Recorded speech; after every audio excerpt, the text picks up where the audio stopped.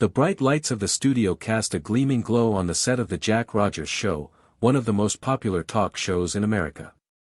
The audience's excitement was palpable, their eyes wide with anticipation.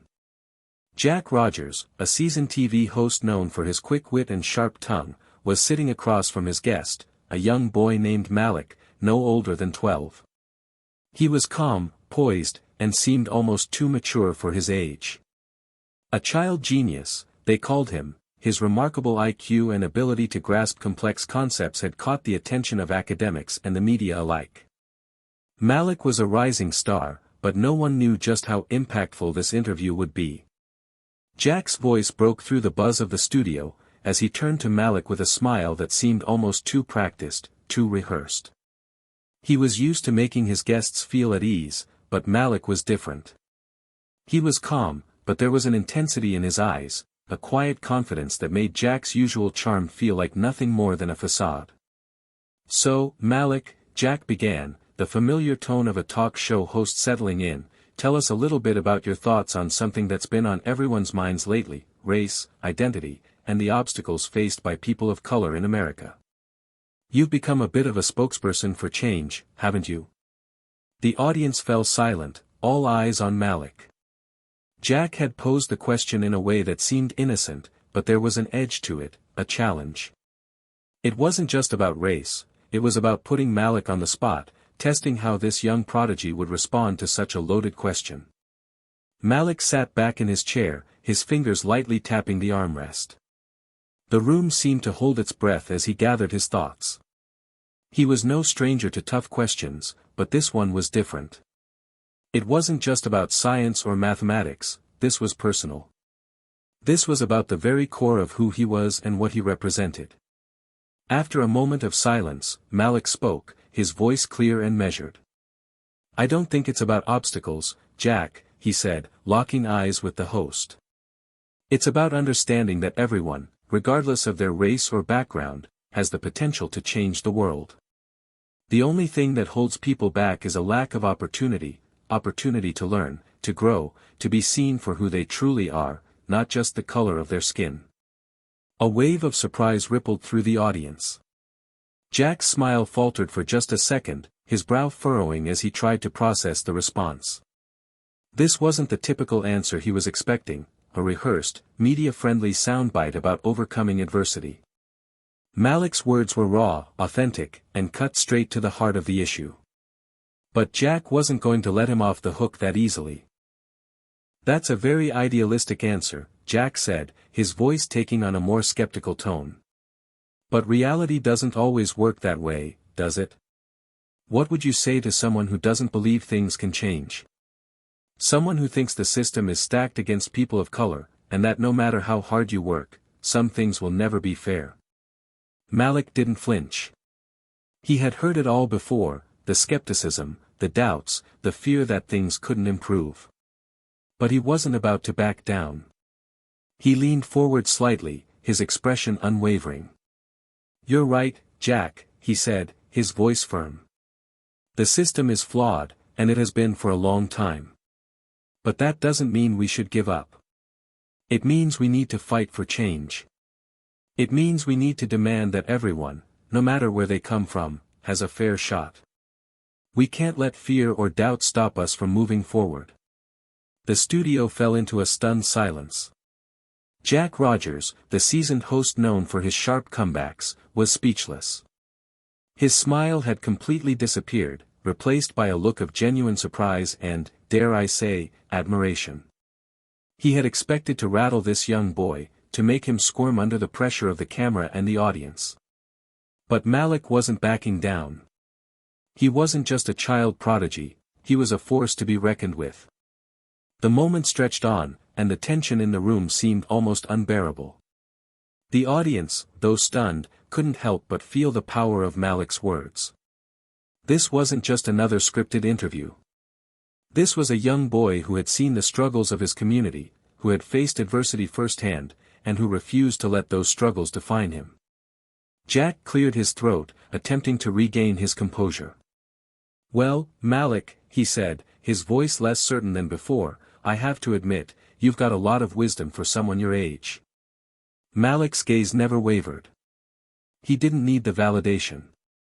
He wasn't doing this for fame or accolades, he was doing this because he believed in something bigger than himself.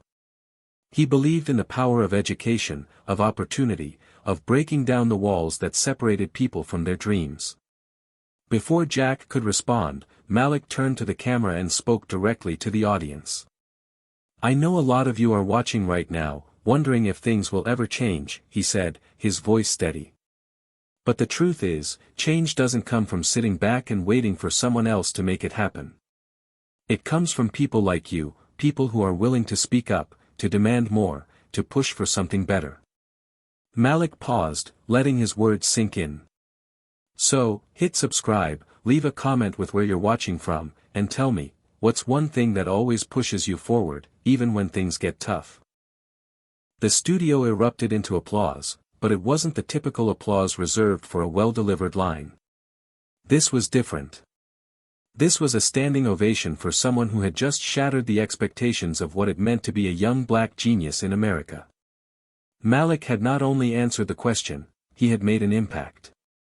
As the applause continued, Malik sat back in his chair, a small, knowing smile on his face. He had just made history. And this was only the beginning. Hit subscribe and leave a comment with where you're watching from. This story might just spark a new beginning. What's one thing that always pushes you forward, even when things get tough? Malik sat back in his chair as the applause echoed through the studio, his mind still racing with the weight of his words. The camera lights dimmed, signaling the end of the interview. The sound of the audience's cheers slowly faded, but Malik remained in the same calm, steady composure that had captivated everyone in the room. It wasn't the first time he had been on television, but today felt different. Today, he had spoken from his heart, not just as a child prodigy, but as someone who knew what it was like to struggle, to fight, to dream.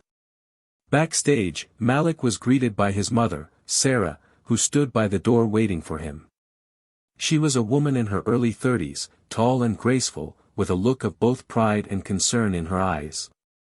Sarah had always been there for Malik, ever since the day he was born. She had raised him as a single mother, working long hours to make ends meet, always ensuring that Malik had everything he needed, except for the opportunity to grow up in an easy life. "Well, that was something," Sarah said, giving Malik a warm hug as he approached. "You did great, baby." Malik smiled up at her, the exhaustion from the day's events beginning to settle in. He had been nervous at first, but once he spoke his truth, the nerves melted away. It wasn't about impressing anyone, it was about telling his story, and he had done just that. But deep down, Malik knew that the real battle had just begun. They walked through the maze of backstage corridors, heading toward the exit. Malik's mind wandered back to his early years. Growing up in one of the toughest neighborhoods in Chicago, Malik had always known that life wasn't going to be easy. But his mother had never allowed him to feel sorry for himself. Sarah was a woman of strength, she was his rock, his protector, and his greatest supporter. When Malik was just a toddler, Sarah had made a vow to herself, no matter what it took, she would ensure that Malik had every opportunity to reach his full potential. Even if it meant sacrificing her own happiness. "You know, I still remember the first time you picked up a book," Sarah said, her voice softening as they walked. "You were barely 4 years old, and I had to keep reminding myself that I wasn't imagining things. You could read before you could talk properly." Malik chuckled softly at the memory. It was true. He had always been different from the other kids. While most children played with toys or watched cartoons, Malik could often be found buried in a book, reading everything from science journals to history textbooks. He had always been captivated by knowledge, his thirst for learning insatiable. And Sarah had never questioned it. She knew that Malik's mind was extraordinary, and she was determined to nurture it. But the challenges they faced weren't just intellectual. As Malik grew older, he encountered the harsh realities of the world around him. His neighborhood was riddled with violence, poverty, and systemic inequality. Many of his classmates had never been exposed to the same educational opportunities that Malik had. While he excelled in school, he was often reminded that his skin color made him a target for discrimination. He was often treated as less than, despite his intellect. When Malik was in middle school, he started participating in academic competitions, and that's when the real friction began. He quickly became known as the genius kid in his school, but that label wasn't always a blessing. Some of his classmates resented him, calling him names like smarty pants or teacher's pet. Others looked at him with skepticism, wondering how a black boy from a tough neighborhood could possibly be so smart. But Malik, with the support of his mother, refused to let these challenges define him. Every time he encountered doubt or prejudice, he used it as fuel to push himself harder. "I remember the first time you made me proud," Sarah continued, her voice full of emotion. "You were in the 8th grade, and you had just finished first place in that regional science fair. I saw the look on your face when you held up that trophy. You weren't just proud of yourself, you were proud to show the world that there was more to you than what people saw on the outside." Malik could feel the warmth in his chest as he thought back to that day. It had been a turning point for him, a moment where he realized that he wasn't just smart for a kid from his neighborhood, he was smart, period. And he was going to prove it to the world. As they exited the studio and stepped into the bustling streets of New York City, Malik was approached by a reporter who had been following the show. The journalist, a woman in her 40s with short, brown hair, smiled at Malik. "Hey there, Malik," she said. "Great job today. You really turned heads with that answer. I think a lot of people are going to be talking about you after this interview." Malik smiled politely but didn't respond immediately. He had learned from an early age that it was best to keep his thoughts to himself in moments like these. There were always people who would try to use him for their own gain. But Sarah knew better. She had taught Malik how to handle the media with grace. "We appreciate the kind words," Sarah said, giving the reporter a polite but firm smile. "But for now, we're heading home. Malik's had a long day, and we're going to get some rest." The reporter nodded, not pressing any further. She had seen enough of Malik's poise to know when to back off. She gave them a wave as they disappeared into the crowd. The ride back to their small apartment was quiet. Malik leaned his head against the window, watching the city lights blur past. There was a lot on his mind. The interview had been a success, but he knew the real work was just beginning. He wasn't naive enough to think that one interview would change everything. The world was still full of biases and injustices that would try to hold him back. But Malik was ready. He was ready to take on whatever came next. As they pulled up to their apartment building, Sarah turned to Malik. "I know today was big, but don't forget why you're doing this. It's not for the fame. It's not for the attention. It's because you have a purpose, Malik. You're here to change things." Malik nodded, his resolve hardening. His mother had always been his guiding light, reminding him of the importance of purpose over praise. He knew she was right. He wasn't just doing this for himself, he was doing it for all the kids who were like him, smart, talented, but overlooked because of where they came from, or worse, because of who they were. Malik had made his mark today. But it was only the beginning. The real journey was just starting, and this was only the first step in a long road ahead. Malik's life after the show took a turn he hadn't entirely expected. The interview had gone viral, and soon, the media was buzzing with stories about the black child genius who had shut down Jack Rogers, one of America's most famous TV hosts. Social media erupted with praise, but not everyone was cheering him on. The next day, Malik found himself sitting at the kitchen table, scrolling through his phone as he ate his breakfast. His mother was at the stove, preparing pancakes, his favorite. He could hear the quiet hum of the news on TV in the background. The buzz from the interview had only intensified since yesterday, but with it came a new wave of attention he wasn't entirely sure he was ready for. The headlines were everywhere: Malik Sanders, a voice for change, a young genius who refuses to be silent, and even more ominous ones like, the price of speaking up, what Malik Sanders doesn't know. Malik paused on one article that stood out. It was from a conservative news outlet and, despite its attempt to sound neutral, the tone was undeniably condescending. It suggested that Malik's answer about race and opportunity was too idealistic and dangerous. The headline asked, "Does Malik Sanders know what he's really saying?" He scrolled down and read a few more lines. The article questioned whether Malik, at his age, could truly understand the complex issues surrounding race and opportunity. It implied that he had been misled by the wrong people, a sentiment that wasn't entirely new to him, but it still stung. The media's portrayal of him as a token child genius was starting to take shape, and it was far from flattering. As he read on, his mother set a plate of pancakes in front of him. She could sense his growing frustration and quietly took a seat across from him. "Mom, do you see this?" Malik asked, his voice tight with frustration as he scrolled through the headlines. Sarah glanced at the screen before sitting back in her chair. "I see it. But you know what? That's the price of speaking out. People will try to tear you down, but you have to keep going."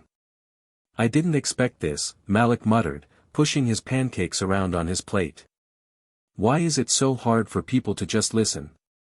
I don't even know these people, why are they acting like I don't have a right to say what I believe?" Sarah reached across the table, resting her hand gently on Malik's. She had been through enough herself to know how quickly people could turn on someone who dared to challenge the status quo. "You've got something important to say, Malik. And not everyone is going to understand it or agree with you. That's okay. What matters is that you stay true to yourself, no matter how hard it gets." Malik nodded, but the weight of the situation was already settling in. He wasn't used to this kind of criticism. Being smart had always been a source of pride for him, but now it felt like a double-edged sword. He couldn't help but wonder if the more he succeeded, the more people would resent him. The ringing of his phone cut through his thoughts. It was a number he didn't recognize. He glanced at his mom before answering. "Hello. Is this Malik Sanders?" The voice on the other end was calm, almost too calm. "Yes, this is Malik. This is Marcus Daniels. I'm a producer with NBC News," the man said, his voice becoming slightly more upbeat. "I saw your interview on the Jack Rogers show yesterday, and we'd love to have you on as a guest for a special segment. We're doing a story about young leaders who are changing the conversation around race, and we think you'd be a perfect fit." Malik's heart skipped a beat. This was huge. NBC News wasn't just any news outlet, it was a platform that would get his message out to millions. But even as the opportunity hung in front of him like a golden ticket, doubt crept in. "Thanks for the offer," Malik said cautiously. "I'd love to, but I have some questions." "What exactly is the segment about?" Marcus chuckled. "Well, we'll be talking about the challenges facing young black leaders in America today, but we want to dig into the issues more deeply. You've made a lot of bold statements, Malik, and people are really curious about what you think." There was something about the way Marcus said bold statements that didn't sit well with Malik. The tone felt almost patronizing, like the producer was trying to box him into a specific narrative. "I see," Malik said slowly. "And who else is going to be on the panel?" "We're still confirming a few people, but we're hoping to get some experts in the field of race relations and a few others who are, let's say, a bit more skeptical about your views. It should be a very interesting conversation." Malik's mind raced. "Skeptical?" he repeated. "You mean people who don't agree with me?" "That's right," Marcus said, as though it were the most natural thing in the world. "It'll be a chance for you to defend your position." Malik felt a pang in his chest. This wasn't just an opportunity to speak his truth. It was a setup, a way to turn his words into a spectacle. He could already picture the headlines: "Malik Sanders defends his idealistic view on race against skeptics." It was a trap. "Let me think about it," Malik said, trying to keep his voice steady. "Of course," Marcus replied. "We'll be in touch soon." Malik hung up the phone and let out a deep breath. He glanced at his mother, who had been listening intently the whole time. They want me on a panel, Malik said, his voice flat. But it sounds like they want me to go head-to-head with people who don't agree with me, people who'll just try to tear me down. Sarah's expression softened. She had been preparing herself for this moment. Malik's rise to fame had been rapid, and with it came both support and criticism. This was part of the journey. They're going to test you, baby. That's what the media does, Sarah said. But you've already shown them what you're made of. You don't have to prove anything to anyone. Malik didn't respond immediately. His mind was working through the options. It was tempting to accept the invitation. The exposure would be incredible, and he could use the platform to speak his truth. But something about it felt wrong. This wasn't about sharing ideas, it was about creating a conflict. And Malik wasn't sure he was ready to be part of a spectacle. What should I do? Malik asked, his voice barely above a whisper. Sarah looked at him, her eyes full of wisdom. You're the one who has to decide what's worth your time and energy. If you think it's going to be another opportunity to speak your truth, then go for it. But if it feels like they're just trying to use you, trust your gut. Malik took a deep breath, weighing his options. This was more than just a decision about whether or not to appear on a show. It was about how he wanted to use his voice moving forward. He wasn't just some child prodigy, they wanted him because he had something important to say. The question was, would he be able to say it on his own terms? Malik's phone buzzed relentlessly for the next few days, notifications coming in from every direction. His inbox was flooded with requests for interviews, social media buzzed with debates about his interview with Jack Rogers, and every news outlet seemed to be waiting for his next move. It felt like the world was paying attention to him in a way he never imagined possible. And yet, there was a lingering sense of discomfort in the air, something he couldn't shake. After thinking it over, Malik had decided to go ahead with the NBC News segment. He couldn't back down now, not when he had such a huge opportunity to further his message. But deep down, he wasn't sure what to expect. Would they give him the space to explain himself fully, or would they simply twist his words for the sake of drama? As the day of the segment approached, Malik began to feel the pressure. He was nervous, but there was something else, a sense of foreboding, like he was stepping into a battlefield where he wouldn't be allowed to win, no matter how good his arguments were. The morning of the show, Malik and his mother arrived at the studio, and it wasn't long before they were ushered into the green room. The walls were lined with mirrors and bright lights, and the air was thick with anticipation. Malik adjusted his tie and tried to steady his nerves. His mother sat beside him, offering a reassuring smile, but Malik couldn't shake the feeling that something wasn't right. A few minutes later, a producer walked in. He was tall, well-dressed, and wore a smile that didn't quite reach his eyes. Malik Sanders, right? The producer said, shaking his hand. It's a pleasure to meet you. We're excited to have you on the panel today. Thanks, Malik replied, his voice steady, though his heart was pounding in his chest. The producer handed him a packet of notes. This is just a brief rundown of what to expect. You'll be on with a couple of experts who have differing views on the topics you've spoken about. One of them is Dr. Linda Carter, a renowned sociologist who's worked on issues of race and opportunity in America. The other is Greg Thompson, a well-known conservative commentator who believes in personal responsibility over systemic solutions. Malik skimmed the packet, feeling a knot tighten in his stomach. He had read about Dr. Carter before, her work was widely respected, and he was looking forward to engaging in a thoughtful conversation with her. But Greg Thompson? He was known for his polarizing views, frequently dismissing systemic issues in favor of individualism. Malik had seen his commentary on TV before, and it didn't take much to realize that Thompson would likely be combative. Don't worry, Malik, the producer said, as if sensing his unease. It'll be a lively discussion, but we'll make sure you get plenty of time to explain yourself. The words were meant to be comforting, but they felt hollow. He wasn't just there to explain himself. He was there to defend his beliefs in front of an audience that might not be willing to listen. Malik knew this would be far from a friendly debate. As the segment began, Malik was escorted to the stage.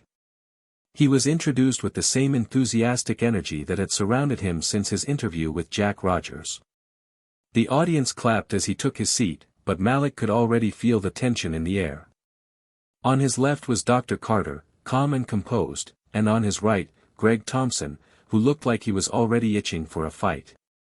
The host, Marcus Daniels, stood at the center.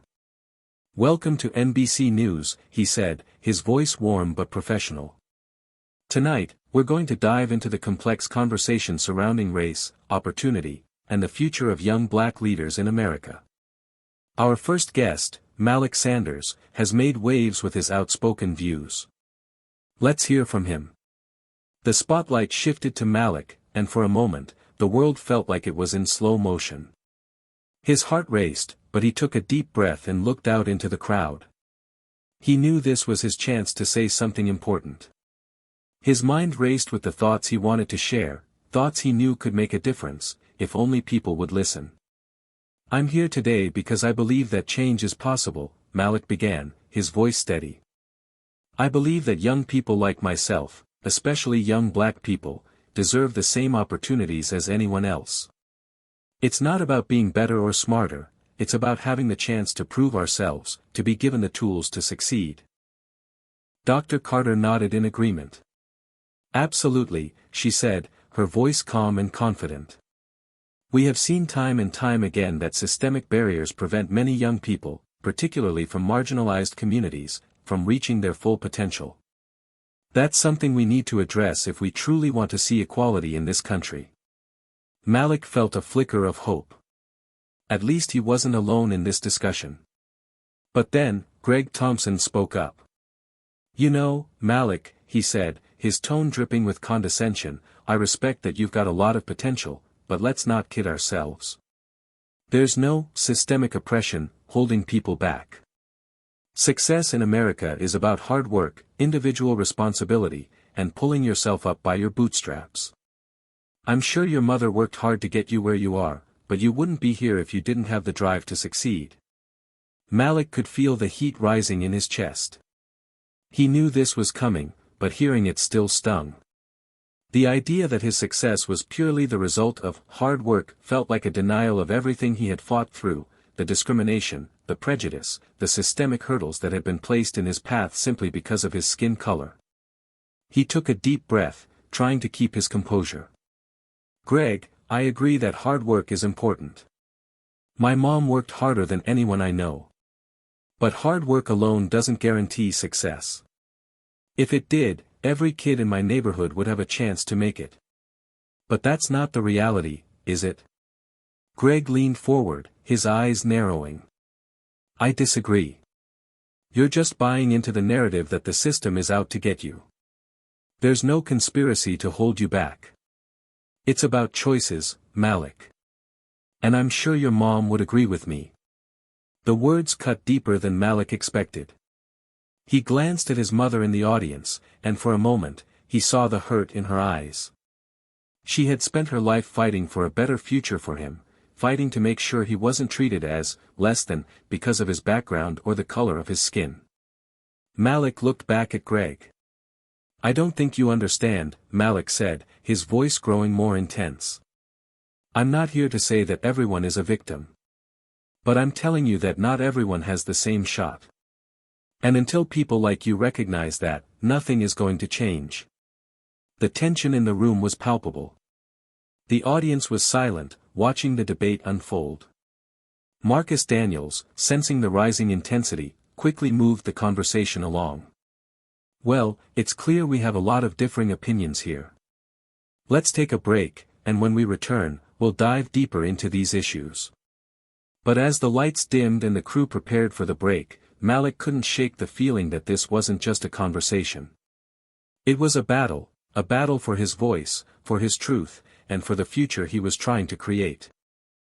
As the commercial break ended, Malik's nerves were starting to wear thin. The words Greg Thompson had said still echoed in his mind, each one like a punch that landed in a place he didn't know how to defend. His mind raced, replaying everything, how Greg dismissed him, how he tried to minimize his experiences. But Malik couldn't afford to show that he was shaken. He had to keep his composure, stay sharp. He wasn't just fighting for himself anymore, he was fighting for every young black kid who had ever been told they couldn't succeed because of their skin color. The lights brightened, signaling the return to the segment. Malik adjusted his posture, leaning slightly forward in his chair, ready for whatever came next. This time, Marcus Daniels turned toward Dr. Carter for her opinion. Dr. Carter, you've spent years studying race and opportunity in America. What's your take on what we're hearing here today?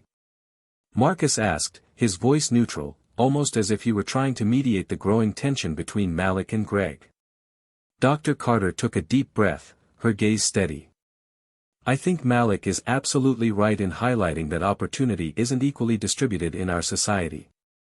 No one is saying that hard work doesn't matter. It does.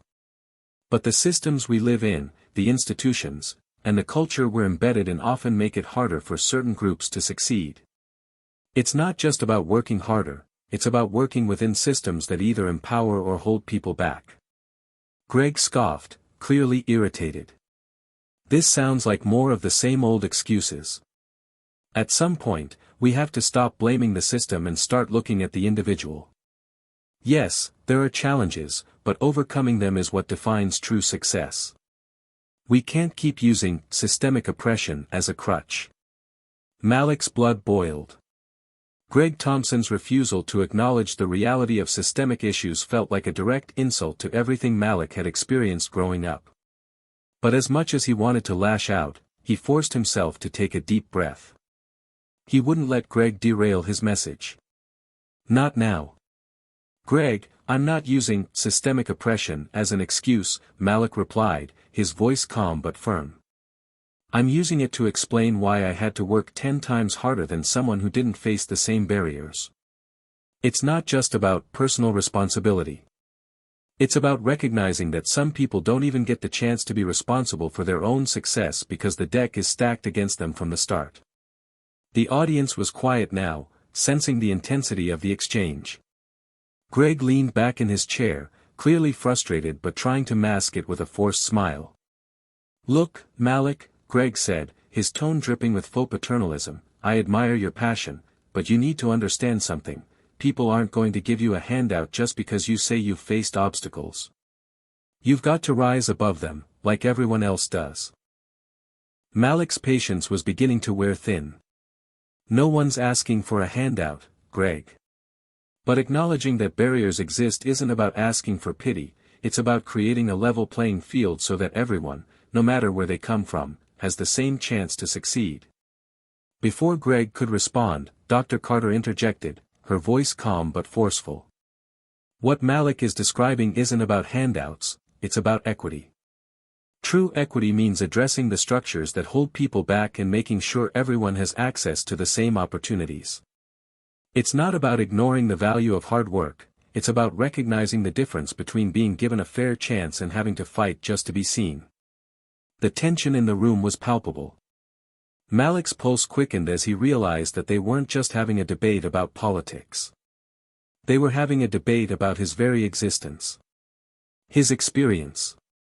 His life. And the lives of millions of people who were just like him.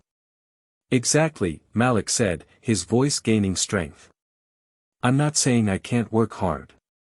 I am working hard every day. But I'm also saying that there are things out there, things that most people don't even think about, that make it so much harder for some of us. The fact that I have to fight just to be considered on equal footing with others? That's not right. It's not about individual failure, it's about a system that's rigged against me. Greg's expression hardened, and he leaned forward. So what you're suggesting, Malik, is that everyone else is wrong?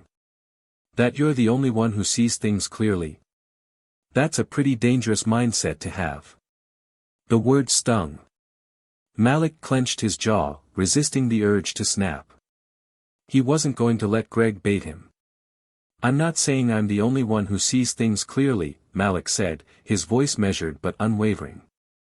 I'm saying we all need to open our eyes and see the truth. The system isn't perfect. It never has been. But that doesn't mean we should ignore the fact that it holds people back. People like me. People like my mom, who worked harder than anyone I know to give me a better life, but who still had to deal with racism and discrimination every day. Greg shook his head. Racism exists, sure. But it's not the reason people fail. It's about whether or not they're willing to work hard enough to overcome it. Do you really believe that? Malik asked, his voice rising in disbelief. Do you think people of color aren't working hard enough? Do you think my mom didn't work hard enough? Do you really believe that people like me are just sitting around waiting for someone to hand us something? There was a moment of silence. Marcus Daniels glanced between the two, clearly sensing that the conversation had escalated beyond what anyone had expected. He raised his hand slightly, signaling for calm. Let's take a step back, Marcus said, trying to defuse the tension. I think we all can agree that hard work is important, but I think what we're hearing from Malik is the idea that it's not always enough when you're fighting against a system that wasn't built for you. And Greg, you're emphasizing the importance of individual responsibility. There seems to be a deeper conversation here about how we balance these two ideas. Malik nodded, grateful for the moment of clarity. It's not just about hard work. It's about how hard work is recognized. It's about having the same opportunities to succeed.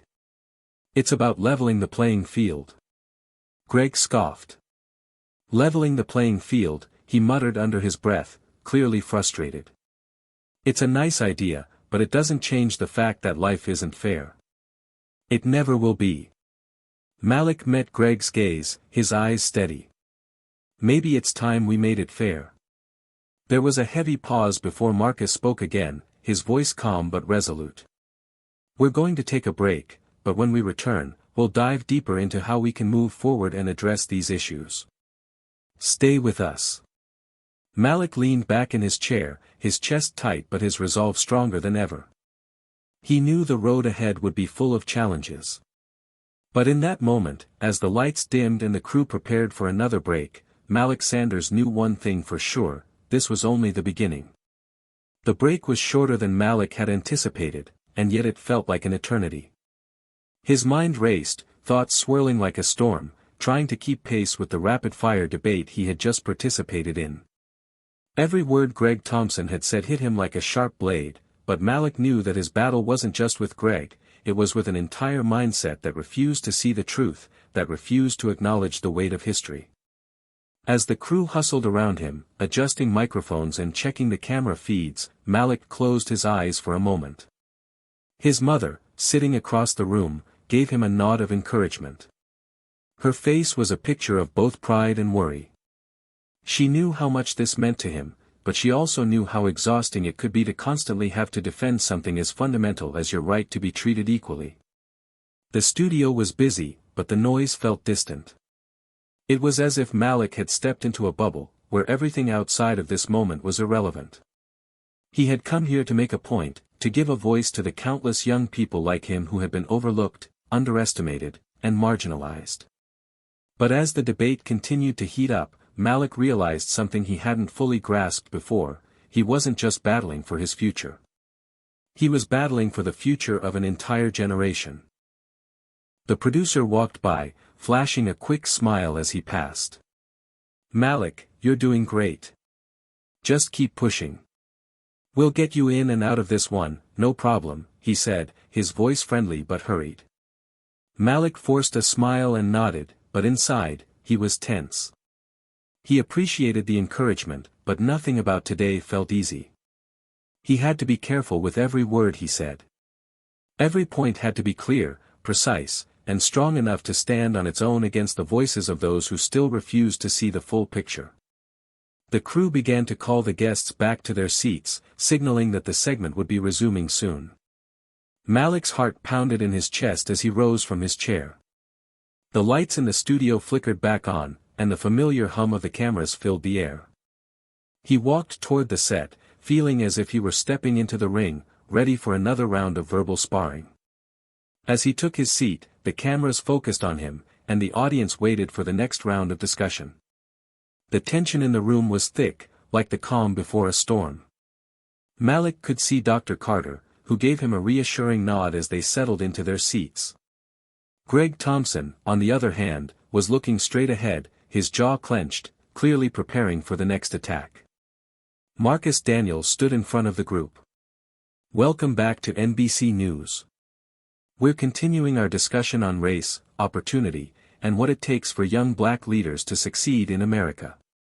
Malik Sanders, Dr. Linda Carter, and Greg Thompson are still here with us. Malik, I want to start with you. You've talked a lot about the obstacles you've faced, but let's talk about solutions. What do you think needs to happen for real change? Malik felt the weight of the question. This was his moment to pivot, to show that he wasn't just criticizing the system, he had ideas for how it could be fixed. He took a deep breath and spoke from the heart. We need to start by acknowledging that systemic racism isn't a thing of the past. It's still here. We need to make it clear that the playing field is not level.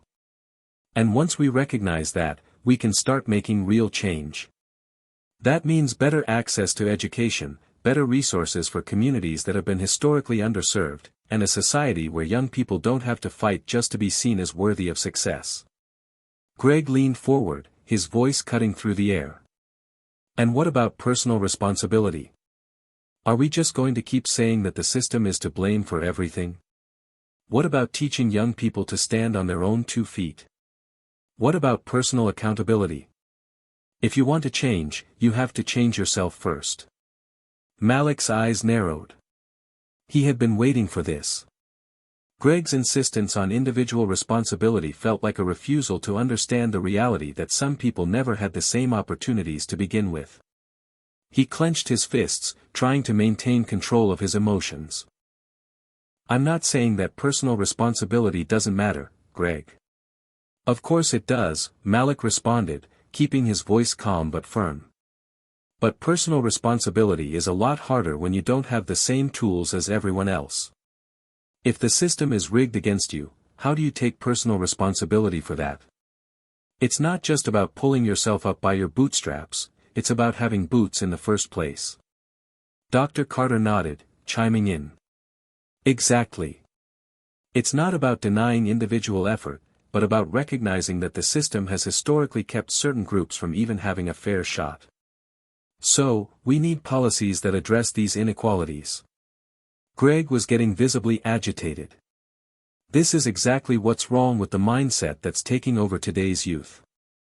Everyone wants to blame someone else instead of taking responsibility for their own future. You want policies? Fine. But don't expect the rest of us to keep paying for your inability to rise above. The word stung, but Malik refused to be rattled. This was the moment he had been waiting for, to show that he wasn't just a kid who had been handed an opportunity by accident. He had fought for everything he had, and he wouldn't let anyone take that away from him. I'm not asking anyone to pay for anything, Malik said, his voice unwavering. What I'm asking for is a chance. A fair shot. A world where I don't have to work 3 times harder just to get the same respect as someone else.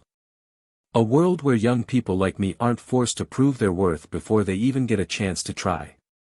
Greg's face was flushed with frustration. And what about the rest of us who had to do it the old-fashioned way? The ones who didn't get any special treatment. Should we just sit back and watch as you guys get more and more privileges? Malik shook his head slowly, choosing his words carefully.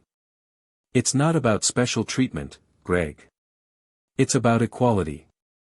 Real equality. A society where everyone has access to the same opportunities, regardless of the color of their skin or where they were born. There was a long pause before Marcus spoke again, sensing that the conversation was growing more intense by the second. This is a conversation we're not going to solve in one sitting, Marcus said, trying to bring some levity back to the moment. But Malik, I have to ask, what's next for you? What do you want to do with all this attention? Malik took a deep breath. I want to keep speaking up. I want to make sure that the next generation has the same opportunities one never had. I want to inspire other young people to not back down, to keep pushing for change, and to make their voices heard. Because change doesn't happen when we stay silent. Marcus nodded thoughtfully. Well, you've certainly made your voice heard today, Malik. And that's exactly what we need in these conversations, honest, open dialogue about where we've been and where we need to go. As the segment drew to a close, Malik felt a strange mix of exhaustion and relief. He had made his point. He had stood his ground. And while he didn't know if it would change the world overnight, he knew that he had started a conversation. And for the first time in a long while, he felt that he was exactly where he needed to be. As the lights dimmed and the studio began to empty, Malik sank into the chair backstage, his heart still pounding. The adrenaline that had kept him going during the heated exchange slowly started to fade, leaving behind a sense of exhaustion that weighed heavy on his chest. It had been a battle of words, of ideologies, and while he had felt the rush of defending his beliefs, now he was left with the quiet aftermath. The realization that this conversation was just a small piece of a much larger puzzle settled in. Malik, you were amazing, his mom said, approaching him with a proud smile. You handled yourself so well up there. I'm so proud of you. Malik looked up at her, a faint smile crossing his face, though his mind was still processing everything. Thanks, Mom. I don't know if I made any difference, but I tried. Of course you made a difference, she said, sitting down beside him. You made people think. And that's what counts. People don't change overnight, but they don't change at all if no one challenges them. Malik nodded, but his mind was elsewhere. He couldn't shake the feeling that something wasn't right. Despite all the support and the encouraging words from his mom, he couldn't stop thinking about the look on Greg Thompson's face. The way he had tried to belittle everything Malik said, the dismissive way he spoke about systemic issues. It wasn't just about Greg anymore, it was about the millions of people who thought the way he did, the people who couldn't or wouldn't see things from another perspective. Greg Thompson wasn't just a conservative talking head on a TV show, he was a representation of a mindset, one that was ingrained in American society in a way that felt almost impossible to change. And Malik couldn't ignore the fact that this mindset had real-world consequences for people who looked like him. I can't stop thinking about how stubborn he was, Malik muttered, shaking his head. He just doesn't get it. He won't ever get it. His mom looked at him, her gaze steady but kind. It's not about getting it in one conversation, Malik. You're challenging a way of thinking that has been built up over generations. It's going to take time, but you've started something today. You've opened doors, and that's more than most people ever do. Malik let out a long sigh. I hope you're right. I don't know if it's enough. Before his mom could respond, Malik's phone buzzed in his pocket. He pulled it out and saw a flood of notifications. Text messages, social media mentions, and emails. His phone was blowing up. You better check that, his mom said with a teasing smile. Looks like you're about to become a viral sensation. Malik opened his messages, scrolling through a mixture of congratulations, comments, and, predictably, some criticisms. Some of the messages were from friends, family, and people who had watched the interview, all expressing admiration for his composure and his willingness to speak up. But there were also others, messages that stung more than he would have liked to admit. People who called him too idealistic, who accused him of playing the race card, who questioned whether he had actually worked hard enough to earn his success. Malik couldn't help but feel the weight of these comments. The critiques, the doubts, they were always there. They came with the territory of speaking out, of challenging the status quo. It wasn't easy. But as he read through each message, something clicked in his mind. These messages, both the positive and negative, were part of the conversation. They were the start of something bigger than just him. People were talking about it, debating it, and whether they agreed or disagreed with him, it meant that the conversation had reached the point where it couldn't be ignored anymore. He looked up at his mom, meeting her gaze. I'm ready for this, he said, his voice quieter than before, but steady. I think I really am. His mom smiled warmly, placing a hand on his shoulder. I knew you were ready a long time ago, Malik. Now the world's just catching up. As they sat there, a sense of resolve washed over Malik. He couldn't control the reactions of others, and he couldn't change the world overnight. But what he could do was keep showing up, keep speaking the truth, and keep pushing for change, no matter how difficult or uncomfortable it might get. Later that evening, Malik returned home to find a message from his best friend, Jalen. Jalen had been following the interview online and wanted to catch up on what had happened after the segment. They hadn't talked much since Malik's appearance on the show, so Malik figured it was time to touch base with him. He dialed Jalen's number and waited as it rang. When his friend picked up, the excitement in Jalen's voice was palpable. "Yo, Malik. That was insane today. You really went off on Greg Thompson. I'm over here watching the clips and I can't believe how you held your ground. Man, I'm proud of you." Malik smiled at the praise, though a part of him still felt uneasy. "Thanks, bro. It's been a wild day, for sure. But, it's just the beginning, you know. There's so much more to say. I don't even know where to start next." Jalen's voice softened. "You've already started, Malik. You opened some eyes today. Trust me, people are listening. Even the ones who disagree with you, they're hearing what you're saying. And that's the first step." Malik nodded slowly. "I hope so. I hope it's enough." "It will be," Jalen replied confidently. "You're doing something that matters. You're making a difference." Malik didn't know if he was ready for the journey ahead, but as he hung up the phone and sat back on his couch, a sense of clarity settled over him. He had made a powerful statement, but more than that, he had planted a seed. Whether people agreed with him or not, the seed of conversation had been planted, and it was growing, one word at a time. And for Malik Sanders, that was enough to keep moving forward. The next few days were a whirlwind. Every media outlet seemed to be talking about Malik's appearance on NBC News.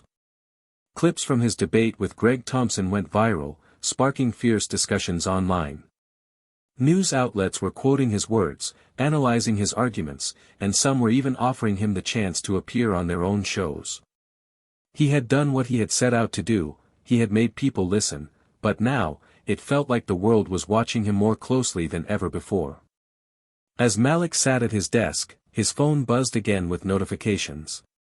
Text messages, emails, and social media alerts flooded in. He hadn't realized how much of an impact that one moment could have. Some people praised him for his bravery, while others criticized him for his boldness. But the overwhelming sentiment was clear: Malik Sanders had become a household name. "Mom, I think we need to sit down and talk about this," Malik said, pacing back and forth in his room. His thoughts were racing, and he felt like his life was spinning in a direction he hadn't planned. His mom walked in, her eyes warm but cautious. "What's going on, Malik?" All of this," he said, motioning toward his phone. "I didn't expect it to blow up like this. I knew it would get attention, but I didn't think it would happen this fast. Now it feels like everyone's got an opinion about what I said, about what I stand for." His mom crossed the room and sat beside him. "I get it. It's a lot to handle, especially when the world suddenly wants to put a spotlight on you. But you have to remember why you're doing this in the first place. It's not about fame. It's about making sure your voice is heard, and it's being heard, Malik. You're sparking important conversations. People are paying attention." Malik sighed, running a hand through his hair. "I don't know if I'm ready for all this. It's one thing to speak out in a debate, but now it feels like I'm a target. Like everyone's waiting for me to mess up." His mom placed a hand on his shoulder. "Nobody is expecting you to be perfect. They're expecting you to be real. And you've always been real with people. That's why they're listening to you. But with that, you're going to face criticism, and you'll have to learn to handle it. But I believe you're ready for this." Malik nodded, though the weight of it all still felt overwhelming. He had never imagined that speaking his truth would lead to this level of attention. As much as he wanted to embrace the opportunity, he couldn't shake the nagging feeling that he was walking a fine line between being a voice for change and being consumed by the very spotlight that had thrust him into this position. The following morning, Malik was scheduled to appear on Good Morning America for an interview. It was another huge platform, and the pressure was on. He had spoken his mind on national television, and now he would have to do it again, but this time, in front of an even larger audience. His mom had given him some last-minute words of wisdom, reminding him to stay true to himself, no matter what. At the Good Morning America studio, Malik felt a mixture of excitement and anxiety. The studio was bustling with energy, and a producer quickly greeted him, ushering him into the green room. A makeup artist briefly touched up his appearance before the crew began prepping him for the segment. "You're going to do great," the producer said, giving him a reassuring smile. "We just want to get your thoughts on everything that's happened since the NBC interview.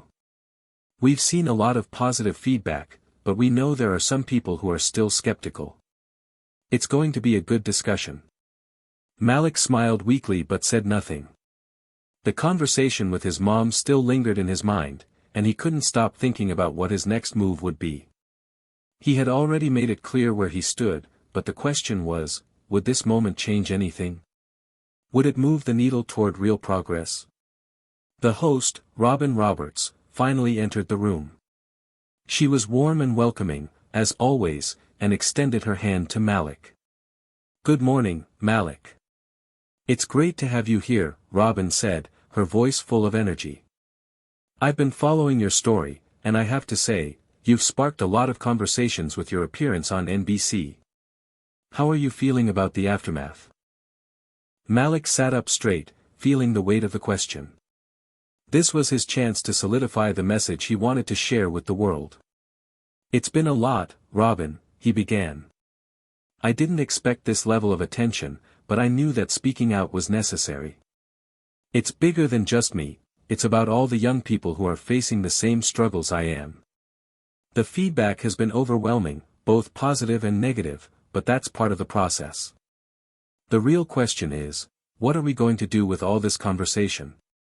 Are we going to keep talking about the problem, or are we going to take action and make change?" Robin nodded thoughtfully. "And that's where it gets complicated, doesn't it? The idea of change. Because while many people agree that there's a need for action, others think that it's too difficult to implement. They point to personal responsibility, hard work, and determination as the path forward. What do you say to those who think that, while systemic issues exist, we should focus on individual effort first?" Malik took a deep breath, carefully choosing his words. "I think personal responsibility is important. But we have to acknowledge that when people start out in different places, some of them have more obstacles to overcome than others. If you're born into a system that's stacked against you, it's much harder to succeed, no matter how hard you work. I'm not asking for a handout. I'm asking for a fair shot. And that's something a lot of people don't get." Robin listened intently, her expression empathetic. "That's a powerful statement. But it's clear that your message has struck a nerve with both sides of the debate. Some say you're right, and others say you're missing the mark. Do you think that this conversation can actually lead to change, or is it all just talk?" Malik hesitated, then nodded. "I believe in change. It's not going to happen overnight, but it has to start with conversations like this. And even if people don't agree with me, they can't ignore the reality. It's up to all of us to push for better opportunities and make sure no one gets left behind. So, yeah, I think this can lead to real change. It just takes time." Robin smiled. "I appreciate your honesty, Malik.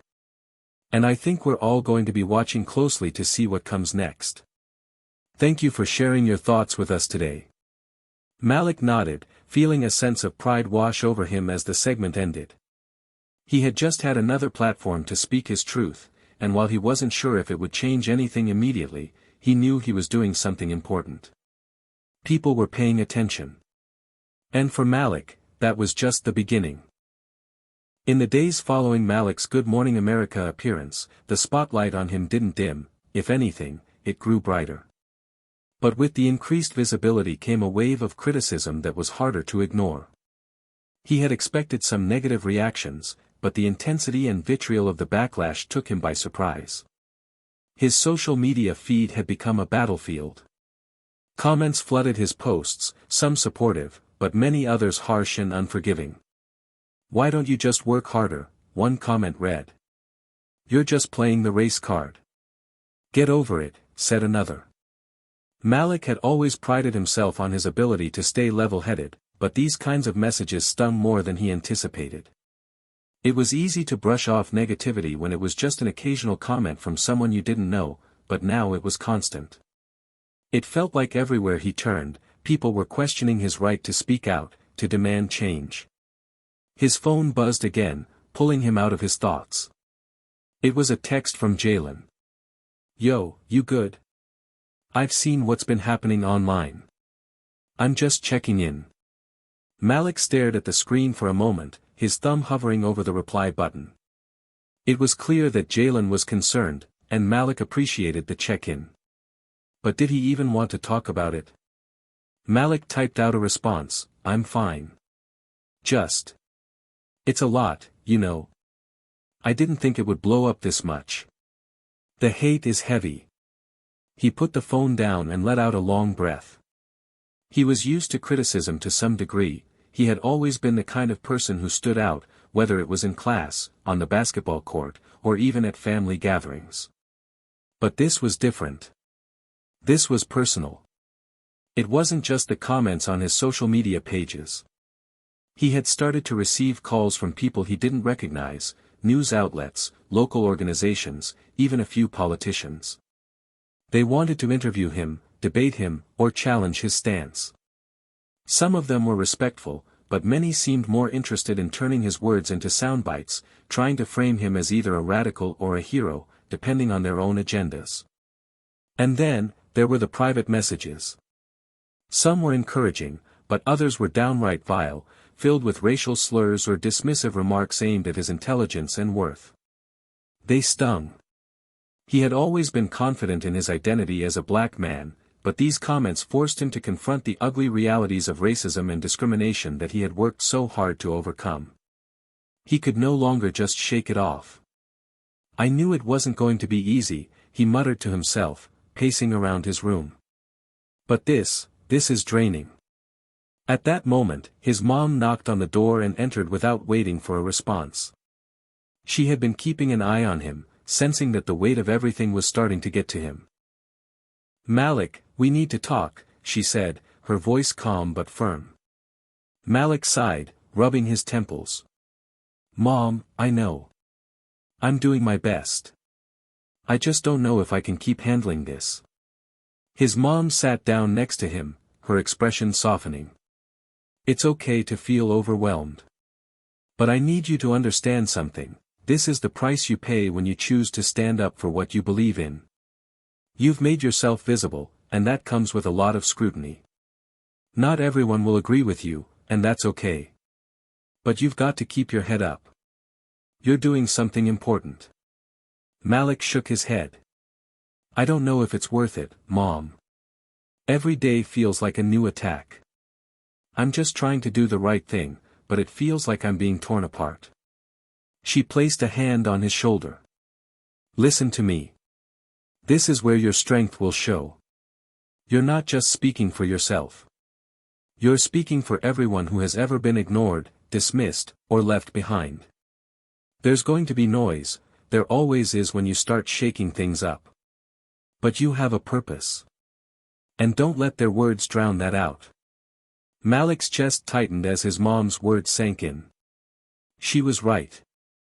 The backlash wasn't about him, it was about the system he was challenging. He had known this intellectually, but hearing it from his mom, from someone who had always been his rock, made him feel a little stronger. "Thanks, Mom. I needed that," Malik said quietly, his voice steadier than before. "But I can't do this alone.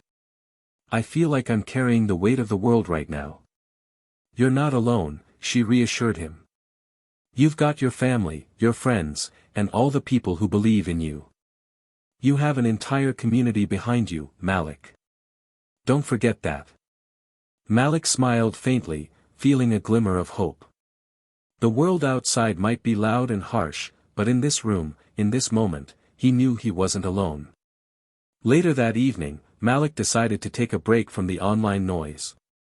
He turned off his phone and stepped outside for a walk.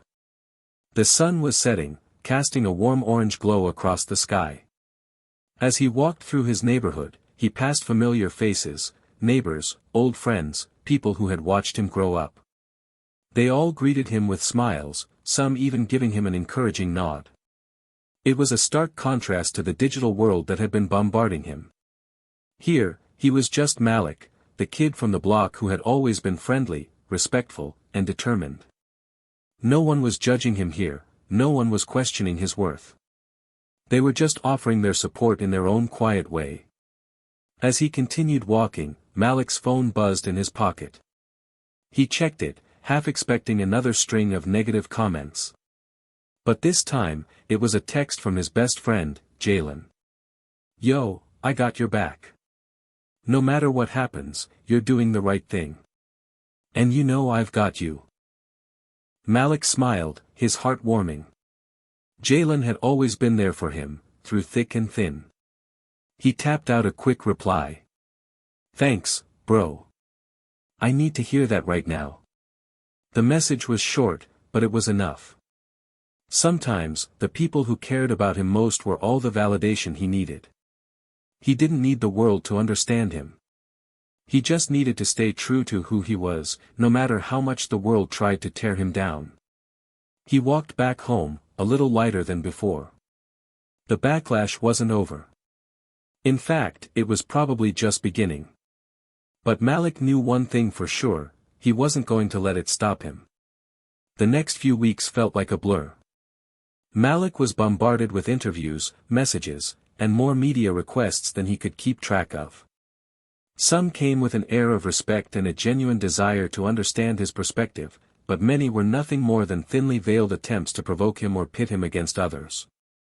The critics who had once hidden behind screens were now emboldened, making personal attacks that cut deep. It was draining, physically and emotionally. But even with the onslaught of negativity, Malik's resolve was starting to strengthen. His mom's words echoed in his mind every day, "You're speaking for everyone who has been ignored, dismissed, or left behind." That reminder fueled him to press on, even when it felt like he was standing alone on an island. One morning, Malik woke up to yet another barrage of notifications, but this time, one headline caught his eye. A local newspaper had printed an editorial with a title that shook him to his core. Malik Sanders, the voice of a generation, or just another teen with a megaphone? The piece went on to question whether his sudden rise to fame was truly a reflection of his intelligence and passion or whether it was simply a matter of media manipulation, exploiting a shiny new narrative. The article was filled with thinly veiled criticisms of his age, his race, and even his family's background. Reading through it felt like a punch in the gut. Malik tossed the paper aside in frustration. This was no longer just about ideas. It was personal. The more he tried to change the conversation, the more the world seemed to want to box him into a category that he didn't fit. His phone rang, cutting through the silence in his room. It was a call from Jalen. "Yo, you see this garbage?" Jalen's voice was sharp with anger. "This article? They're really coming for you, huh?" Malik sighed, rubbing his eyes. "Yeah, I saw it. It's like no matter what I do, it's never good enough for them.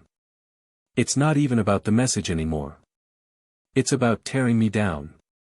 Don't let it get to you, man. You know who you are.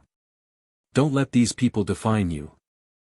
Malik sat up in bed, his thoughts spinning.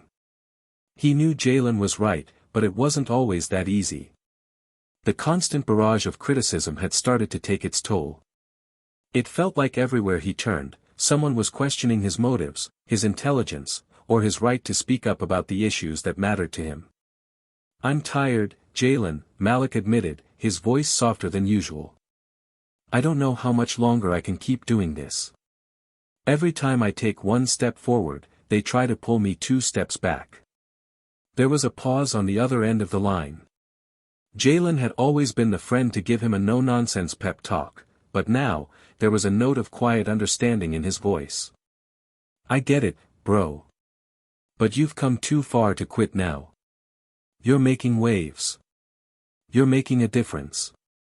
Think about all the kids who look up to you. You've got a responsibility to keep pushing, even when it feels like you're getting knocked down. Malik leaned back against his headboard, staring at the ceiling. Jalen was right. He had always wanted to make a difference. He had always believed that speaking up could create change. And now, more than ever, he realized how important that was, not just for him, but for the community he represented. He couldn't stop now. The stakes were too high. The next day, Malik made a decision. He was going to address the criticisms head-on. It wasn't enough to keep responding to the negative comments online. It wasn't enough to just hold on and wait for it to blow over. He needed to take control of the narrative. If people were going to challenge him, he would meet them head-on with his own words, his own vision. Malik reached out to his publicist, Erica, with a bold idea. He wanted to host a live event, an open conversation with the public, where he could talk directly to those who were questioning his motives. It would be an opportunity for people to hear his side of the story, to engage with him, and to challenge him if they wanted. He was done hiding behind social media posts and defensive responses. Erica was initially hesitant. Malik, this is a big risk. You don't know who might show up, and some of the people who don't like you right now, well, they can be pretty ruthless in person. I don't care, Malik replied, his voice firm. I need to do this. I need to take control of the conversation before it spins even further out of my hands. If people are going to challenge me, I want them to do it face to face. No more hiding behind articles or anonymous comments. Erica hesitated, but finally, she relented. All right. I'll get the logistics in place. We'll make it happen. The day of the event arrived faster than Malik had anticipated. A large auditorium had been booked, and the event was set to be live-streamed on multiple platforms. The audience would be made up of a mix of supporters, critics, and journalists, each with their own agenda. But Malik didn't care. He was ready. Standing backstage, Malik could hear the crowd murmuring in anticipation. He was nervous, there was no denying that, but this was his moment. The pressure was immense, but he had been preparing for this his entire life. His mom had given him one last piece of advice before he left the house that morning: speak from your heart, Malik. The truth is the strongest weapon you have. He nodded, taking a deep breath. As the announcer introduced him, the room fell silent. Malik walked on stage, greeted by a sea of faces. Some were smiling, others looked skeptical, and a few seemed downright hostile. But Malik didn't look at them as adversaries. He looked at them as equals, people who, in their own way, were trying to understand the world he was trying to change. The microphone was adjusted to his height, and Malik stepped up to it, feeling the weight of the moment. Thank you for coming, he began, his voice calm but strong. I know a lot of people have a lot of questions about who I am and what I stand for. I'm here today to speak directly to you, not through articles, not through soundbites, but as myself. I want to clear the air, but more importantly, I want to start a conversation. Because if we're going to fix this broken system, we have to start by talking about it openly. The crowd's energy shifted. Some faces softened, others leaned in to listen. Malik had their attention. Hit subscribe and leave a comment with where you're watching from. This story might just spark a new beginning. What's one thing that always pushes you forward, even when things get tough? The silence in the auditorium was palpable. Malik stood at the center of the stage, the bright lights shining down on him. His heart raced, but his mind was steady. He was here to speak his truth, and nothing, not the media, not the critics, could take that away from him. The event was live-streamed, so millions of eyes were watching, waiting for him to speak. Malik took a deep breath and continued, feeling the weight of the moment. I want to start by saying this: I'm not here to make excuses for myself or to sugarcoat the reality of the world we live in. I'm here to have an honest conversation. A conversation that I believe is long overdue. There was a murmur of agreement from the crowd. Malik could feel the tension slowly melting as he spoke with sincerity, his voice carrying the urgency of everything he had been holding inside. He paused for a moment before addressing the most contentious point, the backlash he had received. I know some of you think I'm just a kid who doesn't know what I'm talking about. That I'm out of my depth, or that I'm just trying to stir up trouble. But let me be clear, I didn't ask for this attention. I didn't ask to be the face of this movement, but I'm here now. And I'm not going to back down because it's uncomfortable. A man in the audience raised his hand, and Malik nodded toward him. Yes, sir. The man stood up, his voice challenging. You say you want to start a conversation, but all you've been doing is pointing fingers. You talk about systemic issues and race, but what about the people who worked hard to get where they are, regardless of their background? Shouldn't we all just work harder instead of blaming everything on the system? The question hung in the air, and Malik could feel the eyes of the audience shift toward him, waiting for his response. The man's words were harsh, but they were not uncommon. Malik had heard similar sentiments from countless others, especially those who didn't want to confront the uncomfortable truths about inequality. Malik nodded thoughtfully before responding. I'm not blaming anyone. I'm not saying that hard work doesn't matter. But the reality is, some people start with a much bigger advantage than others. You can't ignore that. The system is set up in such a way that not everyone has the same opportunities, even if they work just as hard. That's the point I'm trying to make. The man crossed his arms but didn't interrupt. Malik could see the wheels turning in his mind. He wasn't convinced yet, but Malik wasn't going to back down. Not now. Let me put it this way, Malik continued. Imagine you're running a race, but the person next to you has a head start. They're faster, stronger, and their track is paved. Meanwhile, you're running on a rough path, full of obstacles, with no guarantee that you'll even finish. That's what it feels like for so many people in our communities. It's not about being lazy, it's about being given the tools to succeed in the first place. There was a pause as the man considered Malik's words. The tension in the room seemed to ease just a little. Malik could feel the shift. He wasn't winning the argument, but he was being heard, and that mattered more than anything. Another voice from the crowd called out. So, what do you suggest? That we just tear down the whole system? Malik smiled, sensing a chance to break down another misconception. No. I'm not here to tear everything down. But we have to acknowledge the problems and work together to fix them. That means creating real, systemic change. It means equal access to education, better healthcare, affordable housing. It means breaking down the barriers that prevent people from achieving their potential. He could see a few people nodding in agreement. That small, subtle shift was all he needed to know that the conversation was moving in the right direction. Malik's confidence grew as he continued, addressing the broader issue of race. I'm here because I believe that black voices, and voices from marginalized communities, deserve to be heard. It's not enough to just talk about diversity and inclusion, we need to make real changes, from the way our schools are funded to how our criminal justice system operates. A journalist from the front row stood up and asked, but Malik, don't you think that by focusing on race so much, you're dividing people even further? Shouldn't we be focusing on unity? Malik thought about that for a moment. Unity sounds great, he said, but true unity comes from understanding the realities that people face. If you want to unite a group of people, you have to first listen to their struggles.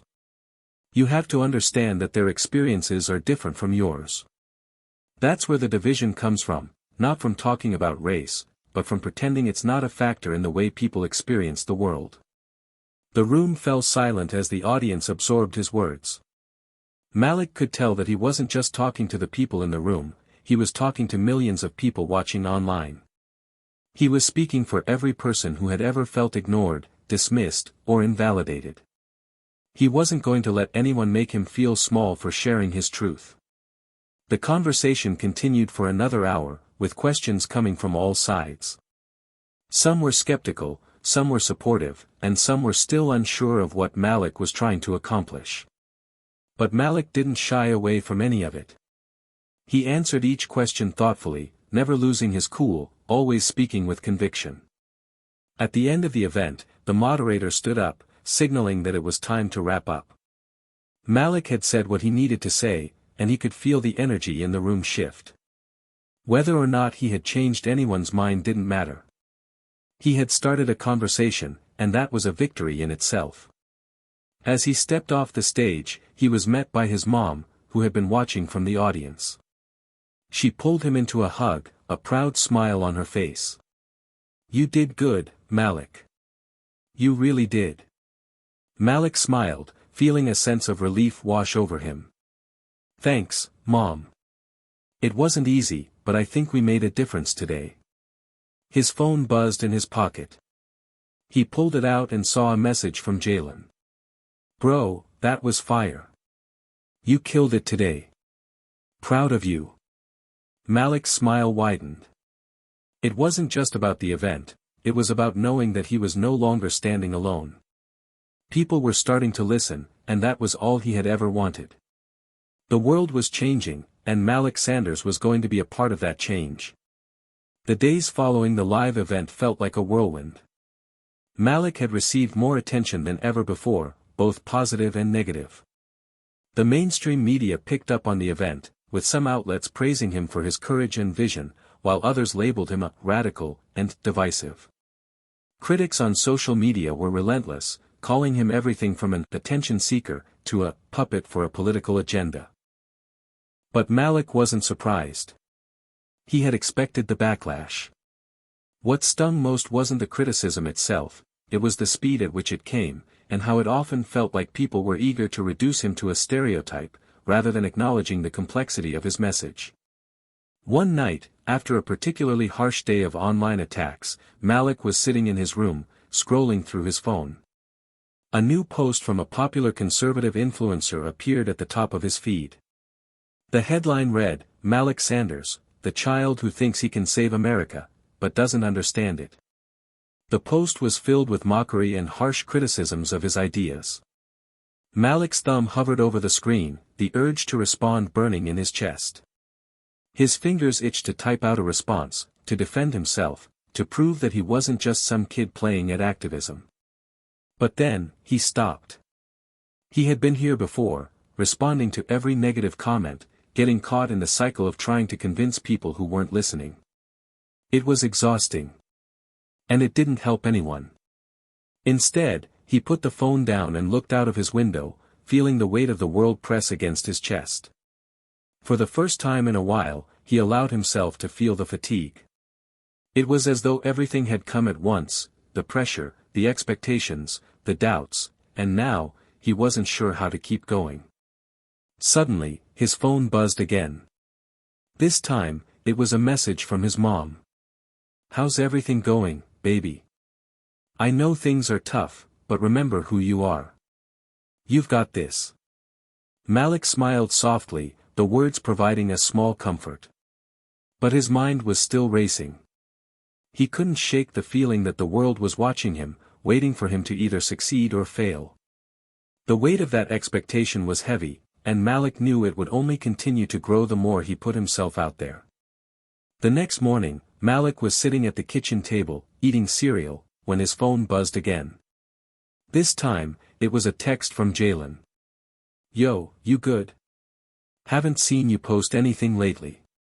You know you've got a lot of people rooting for you, right?" Malik stared at the message, feeling the familiar sense of pressure returning. He knew Jalen was just trying to help, but the idea of being constantly on was starting to feel suffocating. He wanted to retreat, to shut off the world for a while, but he knew that wasn't an option. Not when he had come this far. "I'm just tired," man," Malik texted back. "It's a lot, you know. It's like I'm being pulled in a million directions, and I don't know which way to go." Jalen's response was quick, "As always, I hear you, bro. But just remember, you've got a purpose. People are listening. You're changing the game, one conversation at a time. Don't let anyone take that away from you." Malik read the message and let out a deep breath. Jalen was right. He had a purpose. He had a vision. And it wasn't going to be easy. If anything, the backlash proved just how much his voice mattered. The more he spoke out, the more people would try to silence him. That was the price of speaking truth to power. That afternoon, Malik decided to visit his old neighborhood. It was something he hadn't done in a while, but he needed to reconnect with the people who had been his support system long before the cameras and headlines. He parked his bike at the corner store, where he used to hang out with his friends after school. The familiar sights and sounds of his childhood neighborhood felt comforting in a way that nothing else had in weeks. He walked down the block, nodding to people who waved at him, some with big smiles, others with knowing looks that said they understood the weight of what he was going through. Malik stopped at a park bench where his old friend, Marcus, was sitting. Marcus had always been one of the few people who truly understood what Malik was dealing with, someone who could give him advice that wasn't clouded by the noise of the media. "Yo, Malik. What's good?" Marcus greeted him with a grin. Malik smiled and sat down beside him. "Not much, just trying to keep it together." Marcus raised an eyebrow. "You good? You've been making waves lately, huh? I've seen you everywhere, on the news, online, people are talking." Malik nodded slowly. "Yeah, it's a lot. Some people are supporting me, but there's also a lot of people who are just tearing me apart. It feels like no matter what I do, they're just waiting for me to mess up." Marcus gave a low chuckle, the kind of laugh that carried both wisdom and experience. "That's how it always goes, man. The moment you try to do something different, the world starts coming for you. But you know what? You've got something they don't." Malik turned to him, confused. "What's that?" "You've got the truth. And no matter how much they try to shut you up, that truth is going to keep speaking for you. People are going to hate, but they can't stop you from doing what you believe is right." Malik took in his words, letting them settle in his mind. He had spent so much time worrying about how others perceived him, about whether he was doing enough, that he had forgotten the most important part of this whole journey: he was speaking his truth. Later that night, Malik sat down at his desk, determined. He wasn't going to let the hate consume him. He wasn't going to let the critics drown out his message. He picked up his phone, opened his social media accounts, and typed out a message to his followers. "I know there's a lot of noise out there, a lot of people who don't understand what I'm trying to do. But I'm not backing down. I'm not stopping until we start having the hard conversations that need to be had. If you believe in what I'm saying, keep pushing. Keep speaking. The change we want to see starts with us." He hit send and felt a sense of calm wash over him. The backlash would continue, no doubt. But Malik was ready. He was stronger than he had been before, and this time, he wasn't backing down. The week after Malik's live event, the buzz around him continued to grow. His social media was flooded with a mix of support, criticism, and questions. Every day seemed like an uphill battle, as the media continued to dissect his words and intentions. Some praised his honesty, while others labeled him a troublemaker. It was exhausting, but Malik tried to stay focused on his mission, to be the change he wanted to see in the world. But the backlash was far from over. One evening, as Malik was scrolling through his phone, an alert popped up. It was from a video that had gone viral, an interview from a conservative talk show where the host, a well-known TV personality, had made the claim that Malik was just another misguided kid who didn't understand the complexities of the real world. The host ridiculed his stance on systemic racism and social inequality, saying that Malik's views were naive at best and dangerous at worst. Malik's stomach dropped as he watched the clip, but instead of feeling anger, he felt something else, a quiet resolve. The more they attacked him, the more he realized that the louder his voice needed to be. It was time to rise above it. Later that night, Malik sat down with his mom and shared his thoughts. She had been a constant source of support throughout this journey, always there when he needed someone to talk to. She had seen him grow into the young man he was now, a young man who was not afraid to take risks and stand up for what he believed in, no matter the consequences. "Mom, they're going after me again," Malik said, showing her the video. "They're calling me out, saying I don't know what I'm talking about." His mom, who had been reading quietly on the couch, looked up and smiled. "Malik, baby, you knew this would happen. You've always been the one to challenge the status quo. It's hard, but it's what happens when you try to make a difference." "I know," he said, rubbing his eyes. "But it still stings. Sometimes I wonder if I'm making a real impact or if I'm just making people angry." His mom put down her book and walked over to him, sitting beside him on the couch. "The truth always stirs things up. It's uncomfortable for a lot of people. But your message is powerful. You're doing more than just starting conversations. You're making people think, even if they don't want to." Malik looked at his mom, her words sinking in. She was right. If no one was pushing back, he wouldn't be making the kind of impact he had been hoping for. But it was still difficult to ignore the constant barrage of criticism. "Do you ever get tired?" he asked her softly. She smiled again. "Of course I do, but I always remember why I keep going. You're carrying something important, and I don't want you to lose sight of that. This is bigger than just you. It's bigger than just one person." Malik's heart swelled with pride. He knew his mom was right. This wasn't just about him. This was about a movement that had been growing for years, a call for equality, justice, and real change.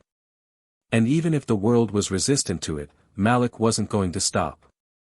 Not now. The next day, he stood in front of his bedroom mirror, looking at himself for a long moment. He could see the fatigue in his eyes, the weight of the world on his shoulders, but there was something else there too, determination. He wasn't just going to be a momentary trend or a flash in the pan. He was going to keep pushing forward. That morning, Malik made a decision. He would speak again, this time, not in response to the critics, but as a statement of who he was and what he stood for. He took to social media, posting a video of himself in front of a simple backdrop, dressed casually but with a presence that commanded attention. Malik spoke directly to the camera, his voice calm but strong. "I've heard the comments. I've seen the hate, the insults, and the attempts to discredit me. But I'm not backing down. I know I'm young, I know I'm still learning, but I also know this, the fight for justice is never easy. Change never comes without resistance. And that's okay. I'm not here for easy. I'm here for the truth." He paused, collecting his thoughts before continuing. "Some of you think I don't understand the complexities of the world. Some of you think I'm too young to know what I'm talking about. But let me tell you something, I'm learning every day, and I'm listening to the voices of those who've been fighting this fight for decades. You can call me naive, you can call me wrong, but you can't silence me." Malik's eyes shone with passion as he spoke. This isn't just about one man or one message. It's about an entire generation of people who are ready for change. And I'm going to be part of that change. I'm not here to make everyone happy, but I am here to make sure the conversation doesn't end. He paused again, his expression softening as he added, "So to everyone out there who feels like they don't have a voice, to those who feel overlooked, ignored, or silenced, I'm speaking for you. And I'm going to keep speaking until we're all heard." He finished the video with a firm but hopeful tone. "We've got work to do. But together, we can do it. Let's keep pushing for a better future." Malik hit send, and for the first time in days, he felt a sense of peace. He didn't need to convince everyone, he realized. His mission wasn't about winning approval, it was about staying true to his purpose and continuing to show up, no matter the cost. As soon as the video went live, the responses started pouring in. Some were still critical, but there was also an overwhelming number of people who supported him, people who understood that the change he was advocating for was necessary, and that he wasn't going to be silenced. Malik didn't know where this journey would take him, but for the first time in a while, he felt confident that he was on the right path. The road to change wasn't easy, but it was worth every step. As the day came to an end, Malik sat back and thought about everything he had learned so far. He had faced criticism, doubt, and exhaustion, but he had also discovered a deep well of strength within himself. And this was just the beginning. The next few weeks passed in a blur. Malik's life had become an unpredictable roller coaster of highs and lows. While his social media continued to garner both praise and harsh criticism, something unexpected happened, a breakthrough moment that changed everything. It started with a phone call. Malik was at home, sitting at his desk, when his phone buzzed. He glanced at the screen and saw a name he didn't expect to see, Marcus Williams, the producer from one of the biggest talk shows in the country. Marcus had reached out to Malik before the live event, but they hadn't spoken since. Malik hesitated for a second before answering. "Hello?" Malik said, trying to mask the nervousness in his voice. "Malik, what's good?" "It's Marcus." The voice on the other end was warm and familiar. "I've been following what you've been doing. Honestly, it's impressive. I think you've got something real here, something that people need to hear. How would you feel about coming on my show next week?" Malik froze for a moment, his mind racing. A spot on Marcus's talk show. This was the kind of opportunity that could take everything to the next level. He'd been dreaming of a platform where his message could reach even more people, and now, it was within his grasp. I'd be honored," Malik said, finally finding his voice. "But why me? I mean, I know I've been talking a lot, but I didn't think anyone would actually want to hear more." Marcus chuckled. "You'd be surprised, Malik. The truth is, your perspective is refreshing. People are tired of the same old talking points. They want something different, and you've got that. You've got something to say that's real, and people are ready to listen." Malik sat back in his chair, still processing the offer. "Okay, I'm in. What do you need from me?" Marcus quickly gave him the details. It would be a live, one-on-one interview in front of a national audience, a chance for Malik to expand on the ideas he had introduced during the live event. They would also take questions from the audience, giving him a unique opportunity to connect directly with people who were watching. The day of the interview arrived faster than Malik anticipated. He was a bundle of nerves as he stood in front of the mirror, adjusting his outfit, a sharp, dark blue blazer paired with a simple white shirt. He wanted to look professional, but he also wanted to stay true to himself, to the kid who had grown up in a neighborhood where looking good often meant wearing what made you feel comfortable, not what was expected. His mom, who had been his rock throughout this entire journey, stood by the doorway of his room, watching him. "You look great, Malik," she said, giving him a reassuring smile. "Remember, this is your moment. Stay true to who you are." Malik nodded, his nerves still gnawing at him. What if they don't take me seriously? What if they just try to discredit everything I say? His mom stepped forward, placing her hand on his shoulder. "They will try, but that's because they're scared. You've got the truth on your side, and you're not afraid to speak it. That's all that matters." Malik took a deep breath. His mom was right. This wasn't about him convincing everyone, it was about him staying true to his values and letting the chips fall where they may. When Malik arrived at the studio, the atmosphere was electric. The set was modern, with sleek furniture and a large screen displaying the show's logo. He was ushered into the green room, where he met Marcus, who greeted him with a firm handshake and a smile.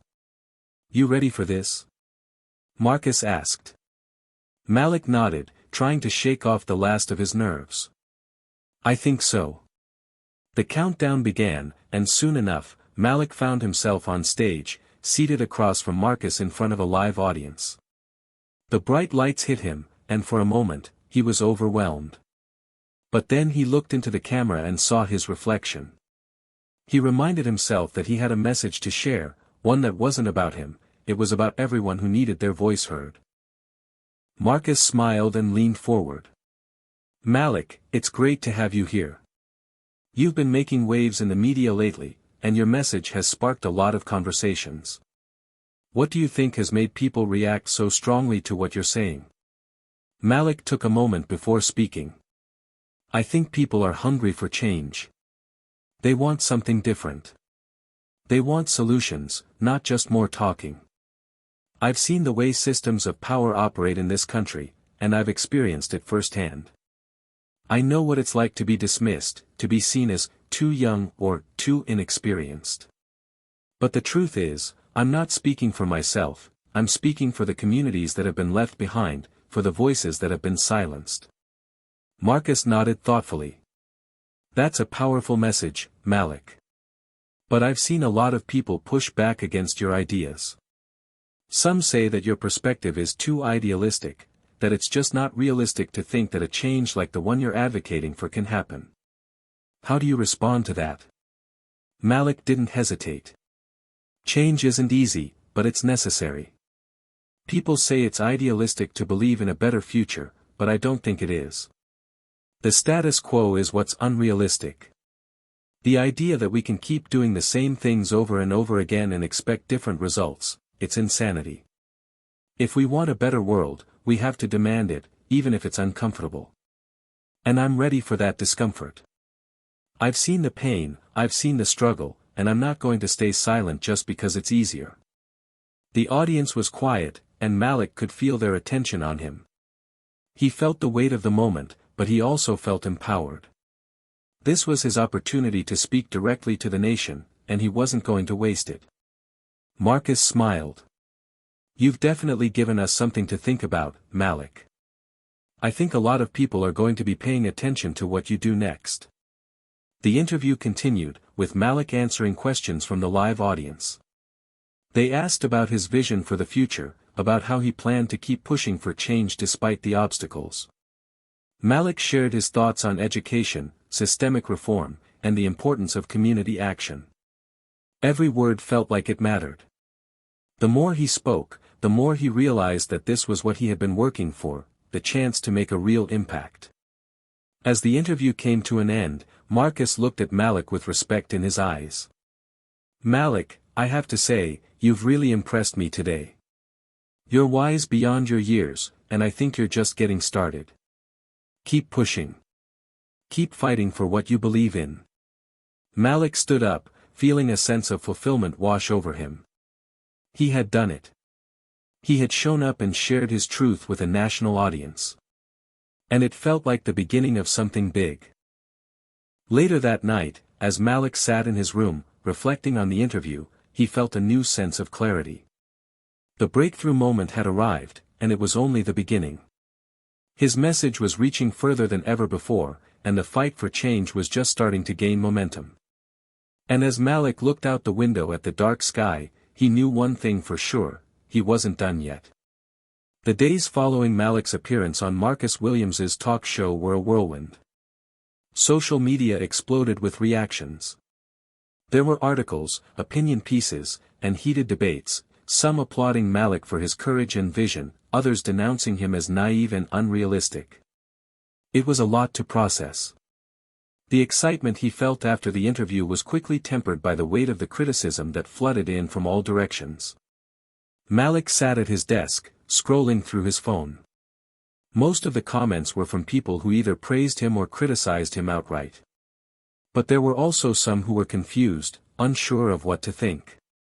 The response was overwhelmingly polarized.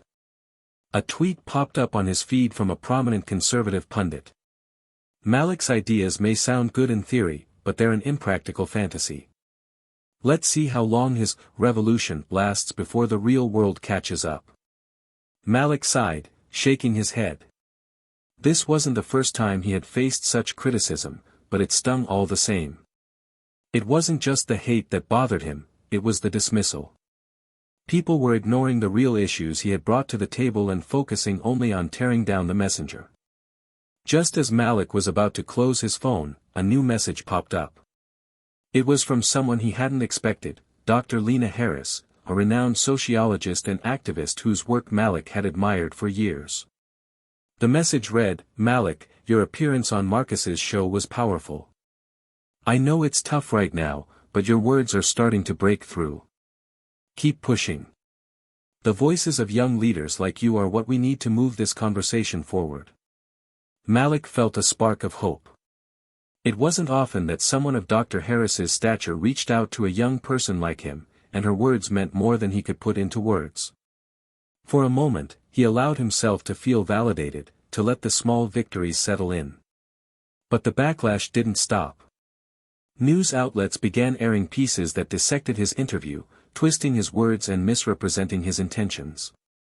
Even some of his peers who had initially supported him started to pull away, citing concerns about his tone or the realism of his views. The idea of real change seemed to terrify them. Malik's phone buzzed again, this time with a message from his best friend, Jaden. "Yo, you good? I saw what they're saying about you. Don't let them get to you. They always try to tear down the ones making noise. You're doing something real. Stay strong." Malik smiled at Jaden's message. It was comforting to hear his friend's voice in the midst of all the noise. He had always been the person Malik could count on, whether things were good or bad. And right now, Malik needed that support more than ever. As the days went by, Malik realized something important: the backlash wasn't going to stop. No matter what he said or did, there would always be people who disagreed with him. But there would also be people who supported him. And those voices, the ones that called for unity and change, were the ones that mattered. That evening, Malik sat down with his mom to talk things through. He had kept most of his feelings to himself, but the weight of the criticism was becoming too much to bear. He didn't want to show weakness, but he also didn't want to keep everything bottled up. "Mom, it's getting harder," Malik said, his voice low. "I've been doing everything I can to get people to listen, but it feels like the more I speak, the more they try to shut me down. They're tearing me apart out there, and I don't know how much longer I can take it." His mom, who had been silently listening, reached over and gently placed her hand on his. "Malik, you're going to face criticism. You knew that going in. And you also knew that the road to change is never easy. But you can't let their voices drown out yours." "I don't know if I'm strong enough to keep doing this," Malik confessed, his voice breaking slightly. "What if I'm just a kid who doesn't understand how the world really works? What if I'm making things worse?" His mom gave him a reassuring smile. "You are not just a kid. You're someone who is seeing the truth, and you're brave enough to say it. The world may not be ready for it, but that doesn't mean your message isn't important. Change doesn't happen overnight, Malik. It's a process, and sometimes that means facing a lot of resistance." "I get that," Malik said quietly. "But it's hard when it feels like I'm doing all this work, and no one cares." "People care," his mom said, squeezing his hand. "Maybe not everyone, but there are people out there who need you to keep going. Don't lose sight of that. You've already started something, and there's no turning back now." Malik took a deep breath, allowing his mom's words to settle in. She was right, of course. It wasn't about the people who didn't understand him or disagreed with him. It was about the people who were waiting for a voice like his to speak up and lead. Those were the people who mattered. The next morning, Malik made a decision. He wouldn't let the negativity control him anymore. He couldn't afford to. He would keep moving forward, keep speaking his truth, and keep doing the work he knew was necessary. He sat down and wrote a post for his social media, something raw and real. He wasn't going to sugarcoat it, and he wasn't going to pretend he had all the answers. Instead, he shared his feelings honestly, his struggles, his doubts, and his determination to keep fighting. It read, "Some days, I wonder if I'm making a difference or just making noise. The criticism has been relentless, and there are times when it feels like it's all too much. But I won't stop. The road to change is hard, and the truth isn't always popular. But if I've learned anything, it's that the fight for justice is worth every sacrifice, every setback, every moment of doubt. I'm not doing this for anyone else's approval, I'm doing this because it's what needs to be done. To everyone who's been supporting me, thank you. To everyone who's been against me, I hear you, and I'll keep pushing. Malik hit send and felt a sense of relief wash over him. The backlash wasn't going to disappear, but it no longer mattered. What mattered was that he had a message, and he was willing to share it with the world, no matter the cost.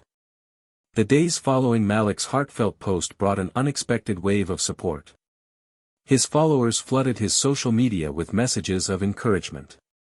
The tweet from Dr. Lena Harris, his best friend Jaden's unwavering loyalty, and the countless other people who resonated with his words, those voices were now louder than the critics who had tried to silence him. But just as quickly as the support came, a new challenge appeared. Malik's inbox began to fill with messages from community leaders, activists, and organizations, all asking for his help or guidance. They saw the potential in him, and they wanted him to be part of something bigger, an alliance, a movement, a call to action that could bring about real change. At first, Malik was overwhelmed. He had always believed in the power of unity, but now he was being asked to be the linchpin. He wasn't sure if he was ready for that. What if he failed? What if he wasn't enough to carry the weight of the movement? These were the questions that haunted him late at night, long after everyone had gone to bed. But one particular message stood out among the rest. It came from Nia Thompson, a leader in a youth-driven organization that had been at the forefront of pushing for policy reforms in urban education. Malik had seen her speak at a few rallies, and her speeches were always powerful, rooted in a deep understanding of the struggles facing marginalized communities. She was a force to be reckoned with, and her message was simple: together, we can make something unstoppable. Her message read, "Malik, I've been watching your journey from the beginning. I believe you have the vision we need, the voice that can rally the masses. I want to meet and talk about what we can do together. There's an opportunity for us to build something strong, a coalition that will give us the resources and support to create the change we've been talking about. We can't do this alone, and I believe you're the missing piece we've been waiting for." For a moment, Malik sat still. His hands hovered over his phone as he reread the message. He wanted to be a part of something bigger, something that could amplify his message and reach even more people. But he wasn't sure if he was ready to take that step. What if the pressure became too much? What if he let people down? Jaden, who had been there every step of the way, could sense the doubt in his friend. "Yo, Malik, you've been talking about change for a long time now," Jaden said over the phone that night. "But change doesn't happen by just talking about it. It happens when people come together and do something. This could be it, man. This could be your chance to do the kind of work you've always dreamed about." Malik knew Jaden was right. He couldn't just sit on the sidelines and hope for things to get better.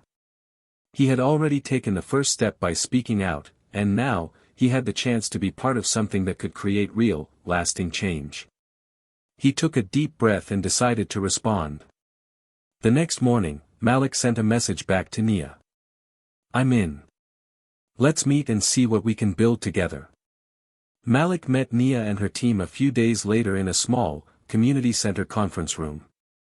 The space was filled with people of all ages, all with a common goal: to reform the systems that had failed their communities for too long. The energy in the room was palpable, and for the first time in a while, Malik felt a sense of belonging. These were people who understood his passion, his struggles, and his vision. They were all fighting for the same thing: change. Nia greeted him with a warm handshake and a smile. "I'm so glad you came. We've been watching your work, Malik. You have an incredible way of connecting with people, and we need that. Together, we can build a movement that's not just about talking, it's about action." As they sat down, Nia began outlining the goals of the coalition. We want to bring together activists, educators, young people, and community leaders from all over the country.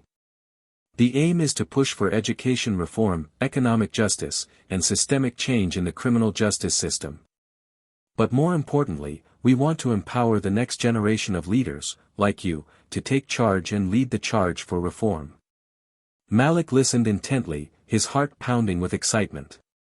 This was exactly what he had been waiting for, an opportunity to help shape the future and ensure that young people were at the forefront of the fight for justice. But as the meeting continued, Malik began to feel the weight of the responsibility. Nia and the others made it clear that they saw him as a symbol, someone who could inspire others to join the cause. He wasn't just another voice in the crowd, he was becoming a leader, someone who had the power to mobilize and organize on a national scale.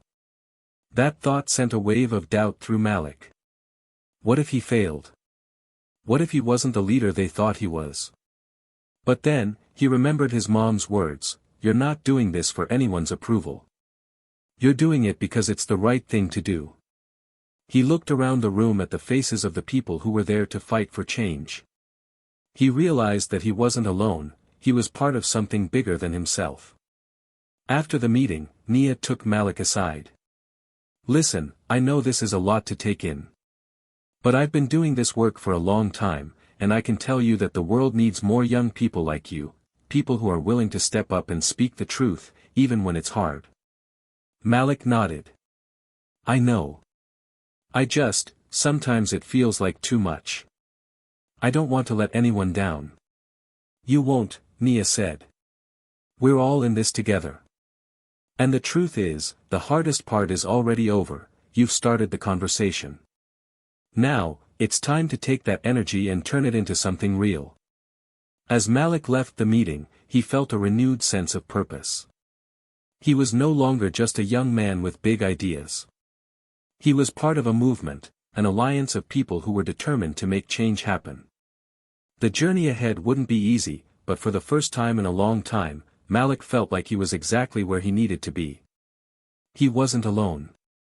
And together, they would fight for the change they all knew was possible.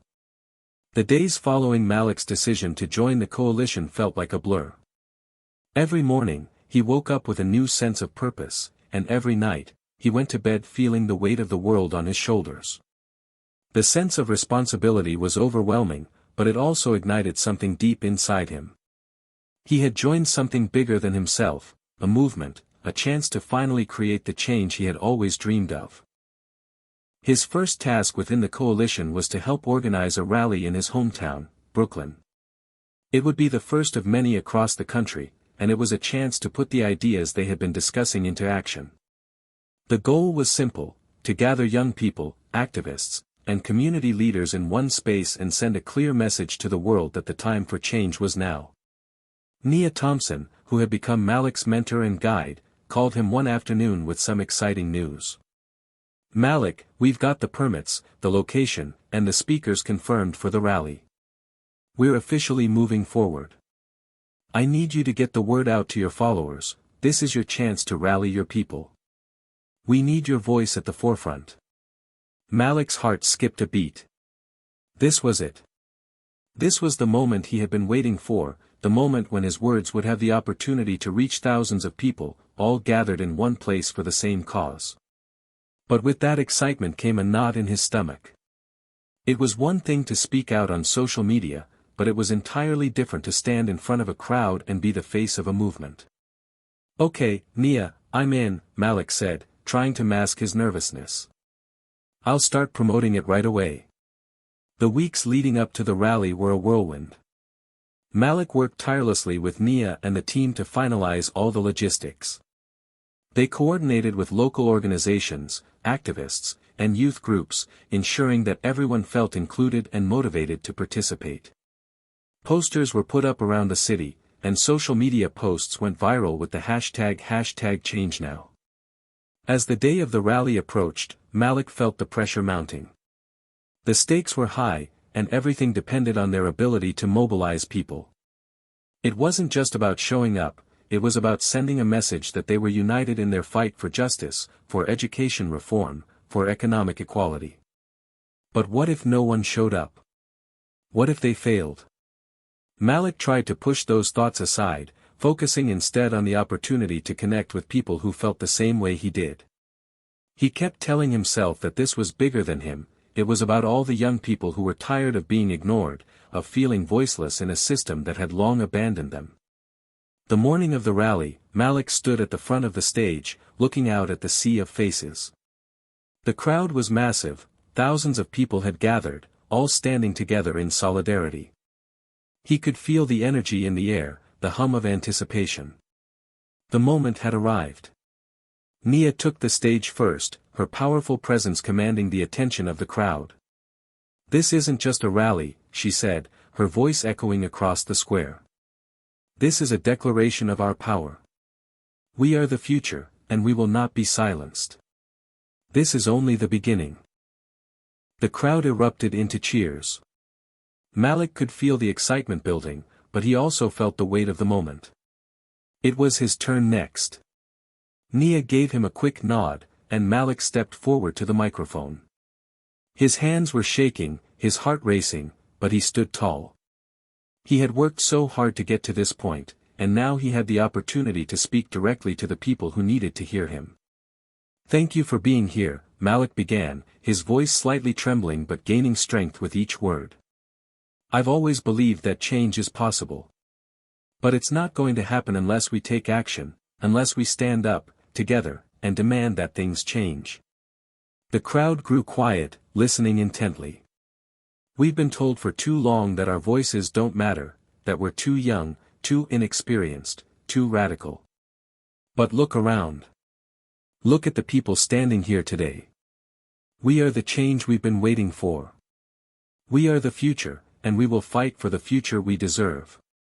Malik's voice grew louder, more passionate, as he spoke. The crowd responded with cheers and applause, their energy fueling his every word. "For too long, we've been told that we don't have a seat at the table. But it's time for us to build our own table," he continued. "A table where everyone has a voice, where every person's life is valued, where education is a right, not a privilege. A table where the systems that oppress us are torn down, and new systems that lift us up are built in their place." The crowd erupted in applause, and Malik felt a surge of energy rush through him. For the first time in his life, he felt like he was exactly where he was meant to be. This was his moment. This was the beginning of something huge. As Malik continued speaking, he noticed people in the crowd nodding in agreement, others raising their fists in solidarity. He saw faces of all ages, all races, all walks of life, united for one cause. It was a sight he would never forget. When he finished his speech, the crowd stood in silence for a moment before erupting into cheers. Malik stepped back from the microphone, his heart pounding in his chest. He had done it. He had taken the stage, spoken his truth, and ignited something in the hearts of the people who heard him. Nia joined him on stage, placing a hand on his shoulder. "You did it, Malik. This is just the beginning. You've sparked something, and now it's time to keep it going."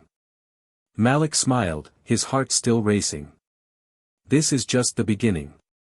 We're going to do this, together." As the rally concluded and the crowd began to disperse, Malik felt a wave of relief and pride wash over him. The energy from the event would stay with him for a long time. They had succeeded in sending a message, but the real work was just beginning.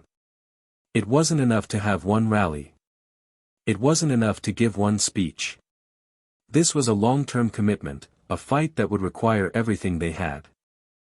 But Malik was ready. For the first time in his life, he felt like he was part of something that could truly make a difference. He had found his voice, and with it, he would continue to lead the charge for the change the world so desperately needed. The energy from the rally still buzzed in Malik's veins. For days, he couldn't shake the adrenaline, the rush of standing in front of thousands of people who believed in the same cause. The message had been loud and clear, change was coming, and it would not be stopped. He was living proof that a single voice, no matter how young, could shake the world.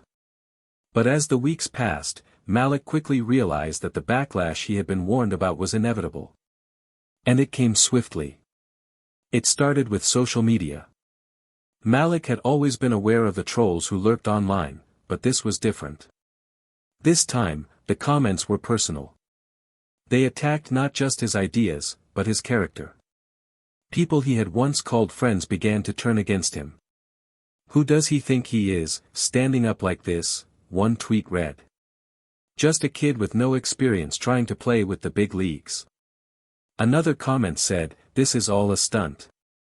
He's just trying to be famous." Malik read each message, his heart sinking with each word.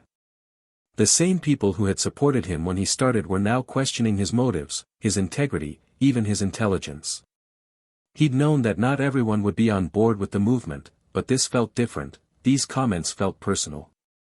But the worst of it came from Carlton Hayes, the talk show host who had once dismissed Malik on live television.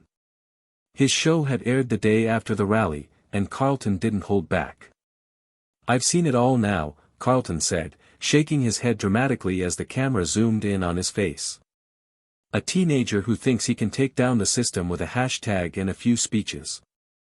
Please. He's just another puppet in the hands of those who want to use the youth to push their own agenda. I'm not sure why people are giving him the time of day." Malik's phone buzzed with notifications from his followers, all of them enraged by Carlton's words. Some were calling for a boycott of the show. Others were threatening to flood the network with complaints. But Malik remained silent. He didn't want to fuel the fire. He knew that reacting emotionally would only give Carlton the attention he craved. But the sting of being dismissed so publicly lingered. "Why does it feel like everyone's turning against me?" Malik asked Jaden as they sat together in his room, scrolling through the comments and posts. Jaden leaned back in his chair, his expression serious. "It's hard, man. But you knew this was coming. You're disrupting the system. And when you do that, the people who benefit from the status quo aren't going to just let you slide." "But it's not just about me," Malik said, his voice cracking slightly. "It's about the people. It's about all of us who are struggling, who are being forgotten. And yet, it feels like they're just trying to make me disappear." Jaden sighed. "They can't make you disappear, Malik. You've already said something people can't ignore. You've got the whole city talking, the whole country. This is bigger than a few trolls or some bad reviews. Keep your eyes on the prize." Despite Jaden's encouragement, the weight of the backlash continued to weigh heavily on Malik.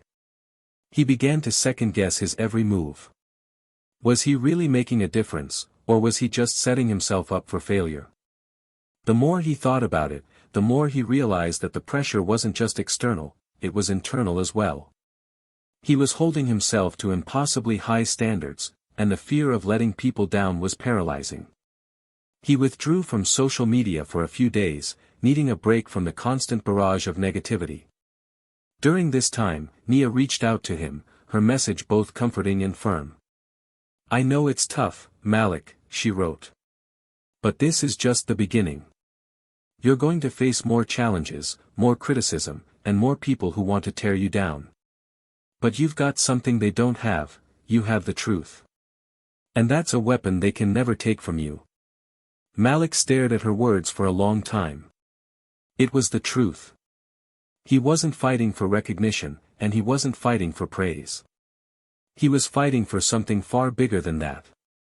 He was fighting for the future of the community, for the young people who felt like they didn't have a voice, for the ones who had been silenced for far too long.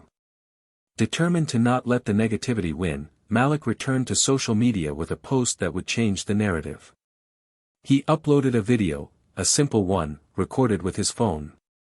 The background was quiet, just him sitting in his room with his thoughts. The video started with Malik looking directly into the camera, his expression calm yet resolute. "You know, I've been thinking a lot about what's been said about me," he began, his voice steady. "Some of it's been hard to hear. Some of it has even made me question myself. But I want to make one thing clear. I didn't start this movement to be famous. I didn't start it to get attention. I started it because I believe in something bigger than myself. I believe in the power of the people. And no amount of hate, no amount of lies, can take that away. Malik paused, then continued, his words strong and clear. This isn't just about me, it's about all of us. This is about the young people who are being left behind, who are being told that they're not good enough, that they're not smart enough. I won't stop fighting for them. I won't stop fighting for change. And if that makes some people uncomfortable, so be it. Because change is uncomfortable. But it's also necessary. He ended the video with a final message. If you're with me, if you believe in what we're doing, then I need you to speak up. I need you to stand with us. Together, we can't be stopped. The video went viral almost immediately. Malik's followers, and even some of his critics, took notice. The message was clear, he wasn't backing down. He wasn't just a kid looking for fame, he was a leader with a mission, and he would not let anyone silence him. But it wasn't just the supporters who were listening. Carlton Hayes, the talk show host who had dismissed Malik before, took to Twitter again, this time with a different tone. I'll admit, I underestimated this kid. Maybe he's not just some viral sensation. Maybe he's got a point. It wasn't an apology, but it was something. And for Malik, it was a sign that he was on the right track. The battle wasn't over. The road ahead would be long, and there would be more backlash to come. But Malik had learned something important that day: no matter how loud the critics got, no matter how many people tried to tear him down, his message was stronger than ever. Weeks had passed since Malik had taken a stand against the backlash. The video he posted had sparked not only more support but also more debate. People who had previously dismissed him now found themselves paying attention to his words. Even Carlton Hayes, with his subtle acknowledgement, was beginning to soften his stance. It felt like a small victory, but Malik knew it wasn't enough. This was just a small crack in a much larger wall that needed to come down. Still, with each passing day, the pressure began to build once more. The demands of running the movement were taking their toll. Malik was starting to feel the weight of expectations, not just from his followers but from his family, his friends, and even himself. He felt like he was always on, always trying to stay ahead of the next crisis, the next interview, the next event. He had started to notice the strain in his relationships. Jaden was growing concerned about Malik's tendency to push everyone away as he immersed himself in the work. One evening, after a long day of meetings and planning, Malik sat down at his desk to catch up on some emails. But the glow of the screen felt like it was closing in on him. The pressure, the constant need to be perfect, was suffocating. He shut his laptop, rubbed his eyes, and leaned back in his chair. Suddenly, his phone buzzed. It was Nia. "Nia, we need to talk. Call me when you can." Malik knew what that meant. Whenever Nia sent a message like that, it was time for a reality check. He had grown to respect her advice more than anyone else's, and yet, there was a part of him that dreaded what she was about to say. He had been so focused on the movement, he had started to forget the people who had been there for him from the beginning. He dialed Nia's number, trying to shake off the wave of dread that had settled in his stomach. "Malik," Nia's voice came through the phone, as sharp and direct as ever. "We need to talk about your health. You're burning out." Malik's stomach tightened. "I'm fine. I'm just tired, that's all." "No, Malik, you're not fine," she said firmly. "You've been pushing yourself too hard, and it's affecting your ability to think clearly. You're the face of this movement. You can't afford to fall apart now." "I'm just doing what I have to do," Malik replied, his voice softening. "I can't slow down. Not now. Not when we're so close." "You're not going to be any good to anyone if you're running on empty," Nia said. "You need to step back for a bit, Malik. You need to recharge." Malik didn't respond at first. The idea of stepping back felt impossible. If he wasn't the one pushing the movement forward, then who would? Nia continued, sensing his hesitation. "You've done more than enough. But now, you need to take care of yourself. There are people who can help you, people who can take some of the weight off your shoulders. Trust me. Malik sat quietly for a moment. He had always prided himself on his independence, on carrying the weight of the movement. But the truth was, Nia was right. He was starting to feel the cracks. His energy was dwindling, his focus slipping. Maybe it was time to let others carry the load for a while, to lean on the people who had been there all along. Okay, Malik finally said, his voice barely above a whisper. I'll take a break. Good. You're not alone in this, Nia said, her tone softer now. You have a team. Let them help you. You'll come back stronger. The next few days were strange for Malik. It was the first time in months that he had allowed himself to take a step back. He spent time with his family, reconnected with old friends, and took long walks in the park. It felt like the weight on his shoulders had lightened, if only a little. For the first time in a long time, he allowed himself to breathe. But even in his brief respite, Malik couldn't stop thinking about the movement. He missed the people, the energy of being in the thick of things. Still, the time away had given him clarity. He realized that the strength of his leadership wasn't in his ability to do everything himself, it was in his ability to empower others. It was time to trust his team, to delegate responsibilities, and to give his allies the space to lead in their own right. By the time Malik returned to the movement, the atmosphere had changed. His team had taken over several key initiatives, and the momentum was still strong. Nia, Jaden, and the others had kept everything moving forward, and it was clear that the coalition was growing. One morning, Malik received a call from one of the key figures in the movement, Tasha Green, a well-known advocate for educational reform who had been working closely with him. She had some exciting news. Malik, we've been invited to the White House, Tasha said, her voice filled with excitement. They want to hear from us.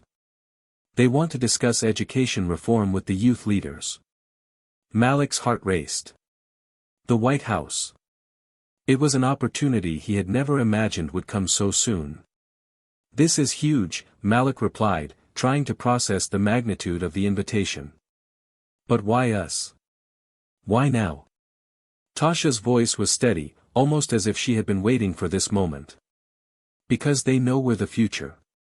They know we've built something that can't be ignored.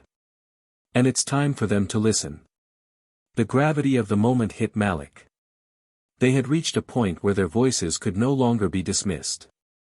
They had built something strong, something powerful. This wasn't just a protest movement, it was a movement with a seat at the table, with real influence. The days leading up to the White House meeting were a whirlwind. Malik worked closely with Tasha, Nia, and the team to prepare for the conversation.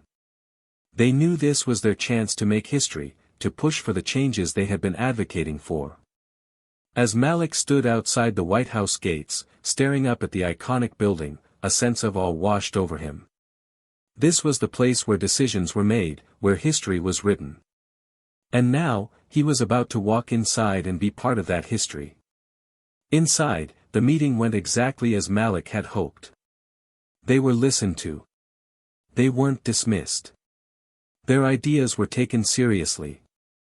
Malik was able to speak about the importance of reforming the education system, particularly in underfunded communities. He spoke with confidence, with the clarity that had come from his time away. And by the end of the meeting, they had secured a commitment to initiate discussions on the changes they had been advocating for. It wasn't a guarantee of immediate action, but it was a start. A big one. As Malik walked out of the White House that day, a feeling of hope settled in his chest. He had done it. The movement had done it. They were on the cusp of something massive. And with that, Malik knew that their fight had only just begun. The real work was still ahead. But for the first time in a long time, Malik felt ready to face whatever came next. The weeks that followed the White House meeting felt surreal. Malik had lived through so many highs and lows, faced countless obstacles, and yet, standing in the heart of Washington, D.C., after securing that initial commitment for educational reform, he couldn't help but wonder, was this really happening? The media coverage had been overwhelming. News outlets across the country reported on the movement's success, framing Malik as the leader of a new wave of activism, a voice for the voiceless, an example of how young people could reshape society.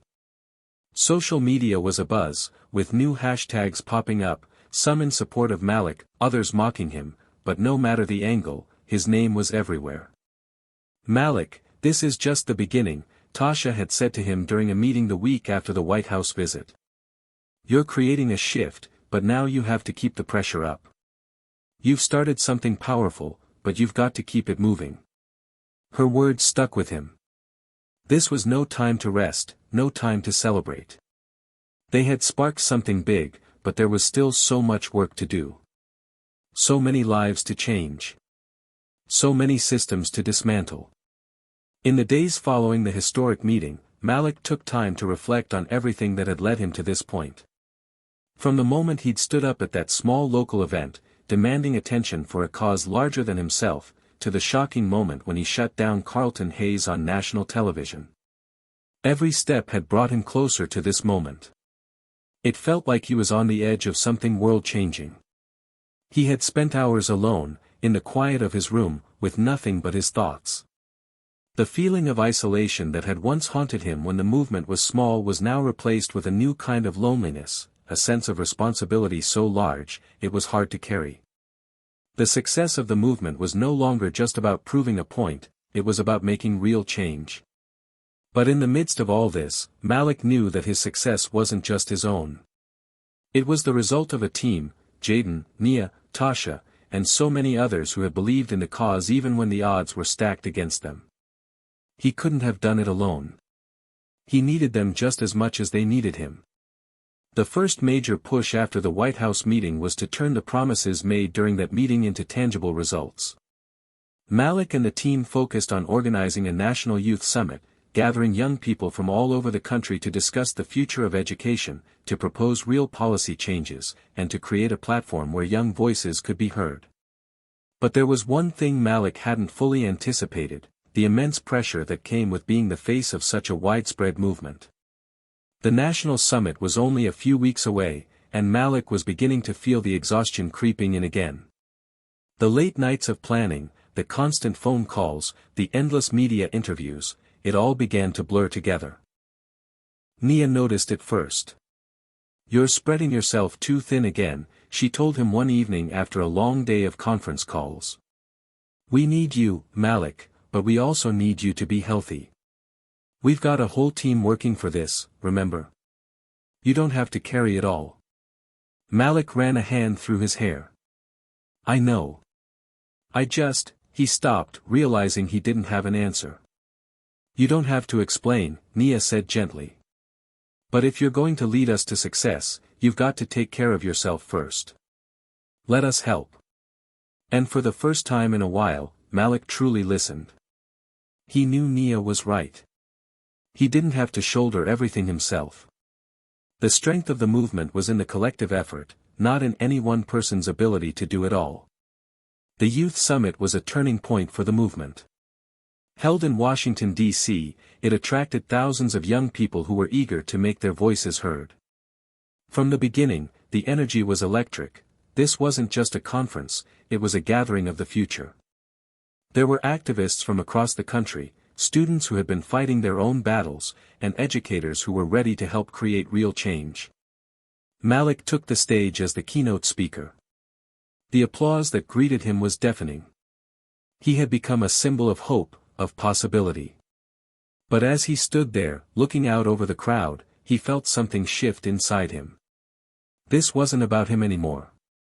This was about all of them. About the young people who had been overlooked, ignored, and underestimated for too long. This was their moment. He stepped up to the microphone, the weight of the moment heavy on his shoulders. "I'm not here to speak for you. I'm here to speak with you," he began, his voice clear and steady. "What we've started together is bigger than me, bigger than any one of us. But we have to keep pushing. We have to keep fighting, for our schools, for our communities, for our futures." The crowd erupted in applause, their energy contagious. Malik felt the surge of power and possibility that had driven him from the very beginning. This was why he had started, because he believed in the strength of young people to change the world. Later that evening, after the summit had concluded, Malik found himself standing on the steps of the Capitol building, looking out at the sprawling city before him. It was a surreal moment, as he stood there, exhausted but filled with purpose. The city, with its monuments and history, felt different now. It wasn't just a place where decisions were made, it was a place where young people were fighting to make their own decisions. Jaden joined him, standing silently by his side for a moment. They didn't need to speak, the weight of the day was enough. "You did it," Jaden said finally. "We did it." Malik nodded, the sense of accomplishment settling into his bones. But he knew this was only the beginning. The movement wasn't over. The fight wasn't finished. But for the first time in a long time, Malik felt hopeful, not just for himself, but for everyone who had stood beside him along the way. This wasn't the end. It was just the beginning. A year later, the movement Malik had started was no longer just a trend, it was a revolution.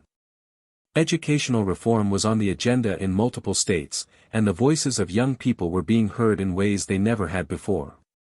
Malik continued to speak out, but he was no longer just a figurehead, he was part of a collective force that was changing the country from the ground up. And though the road ahead remained long and filled with challenges, Malik knew one thing for sure, the future was in good hands. The movement had proven that when young people came together, when they refused to be ignored, nothing, absolutely nothing, could stop them. The world was listening now, and that was just the beginning. Hit subscribe and leave a comment with where you're watching from. This story might just spark a new beginning. What's one thing that always pushes you forward, even when things get tough?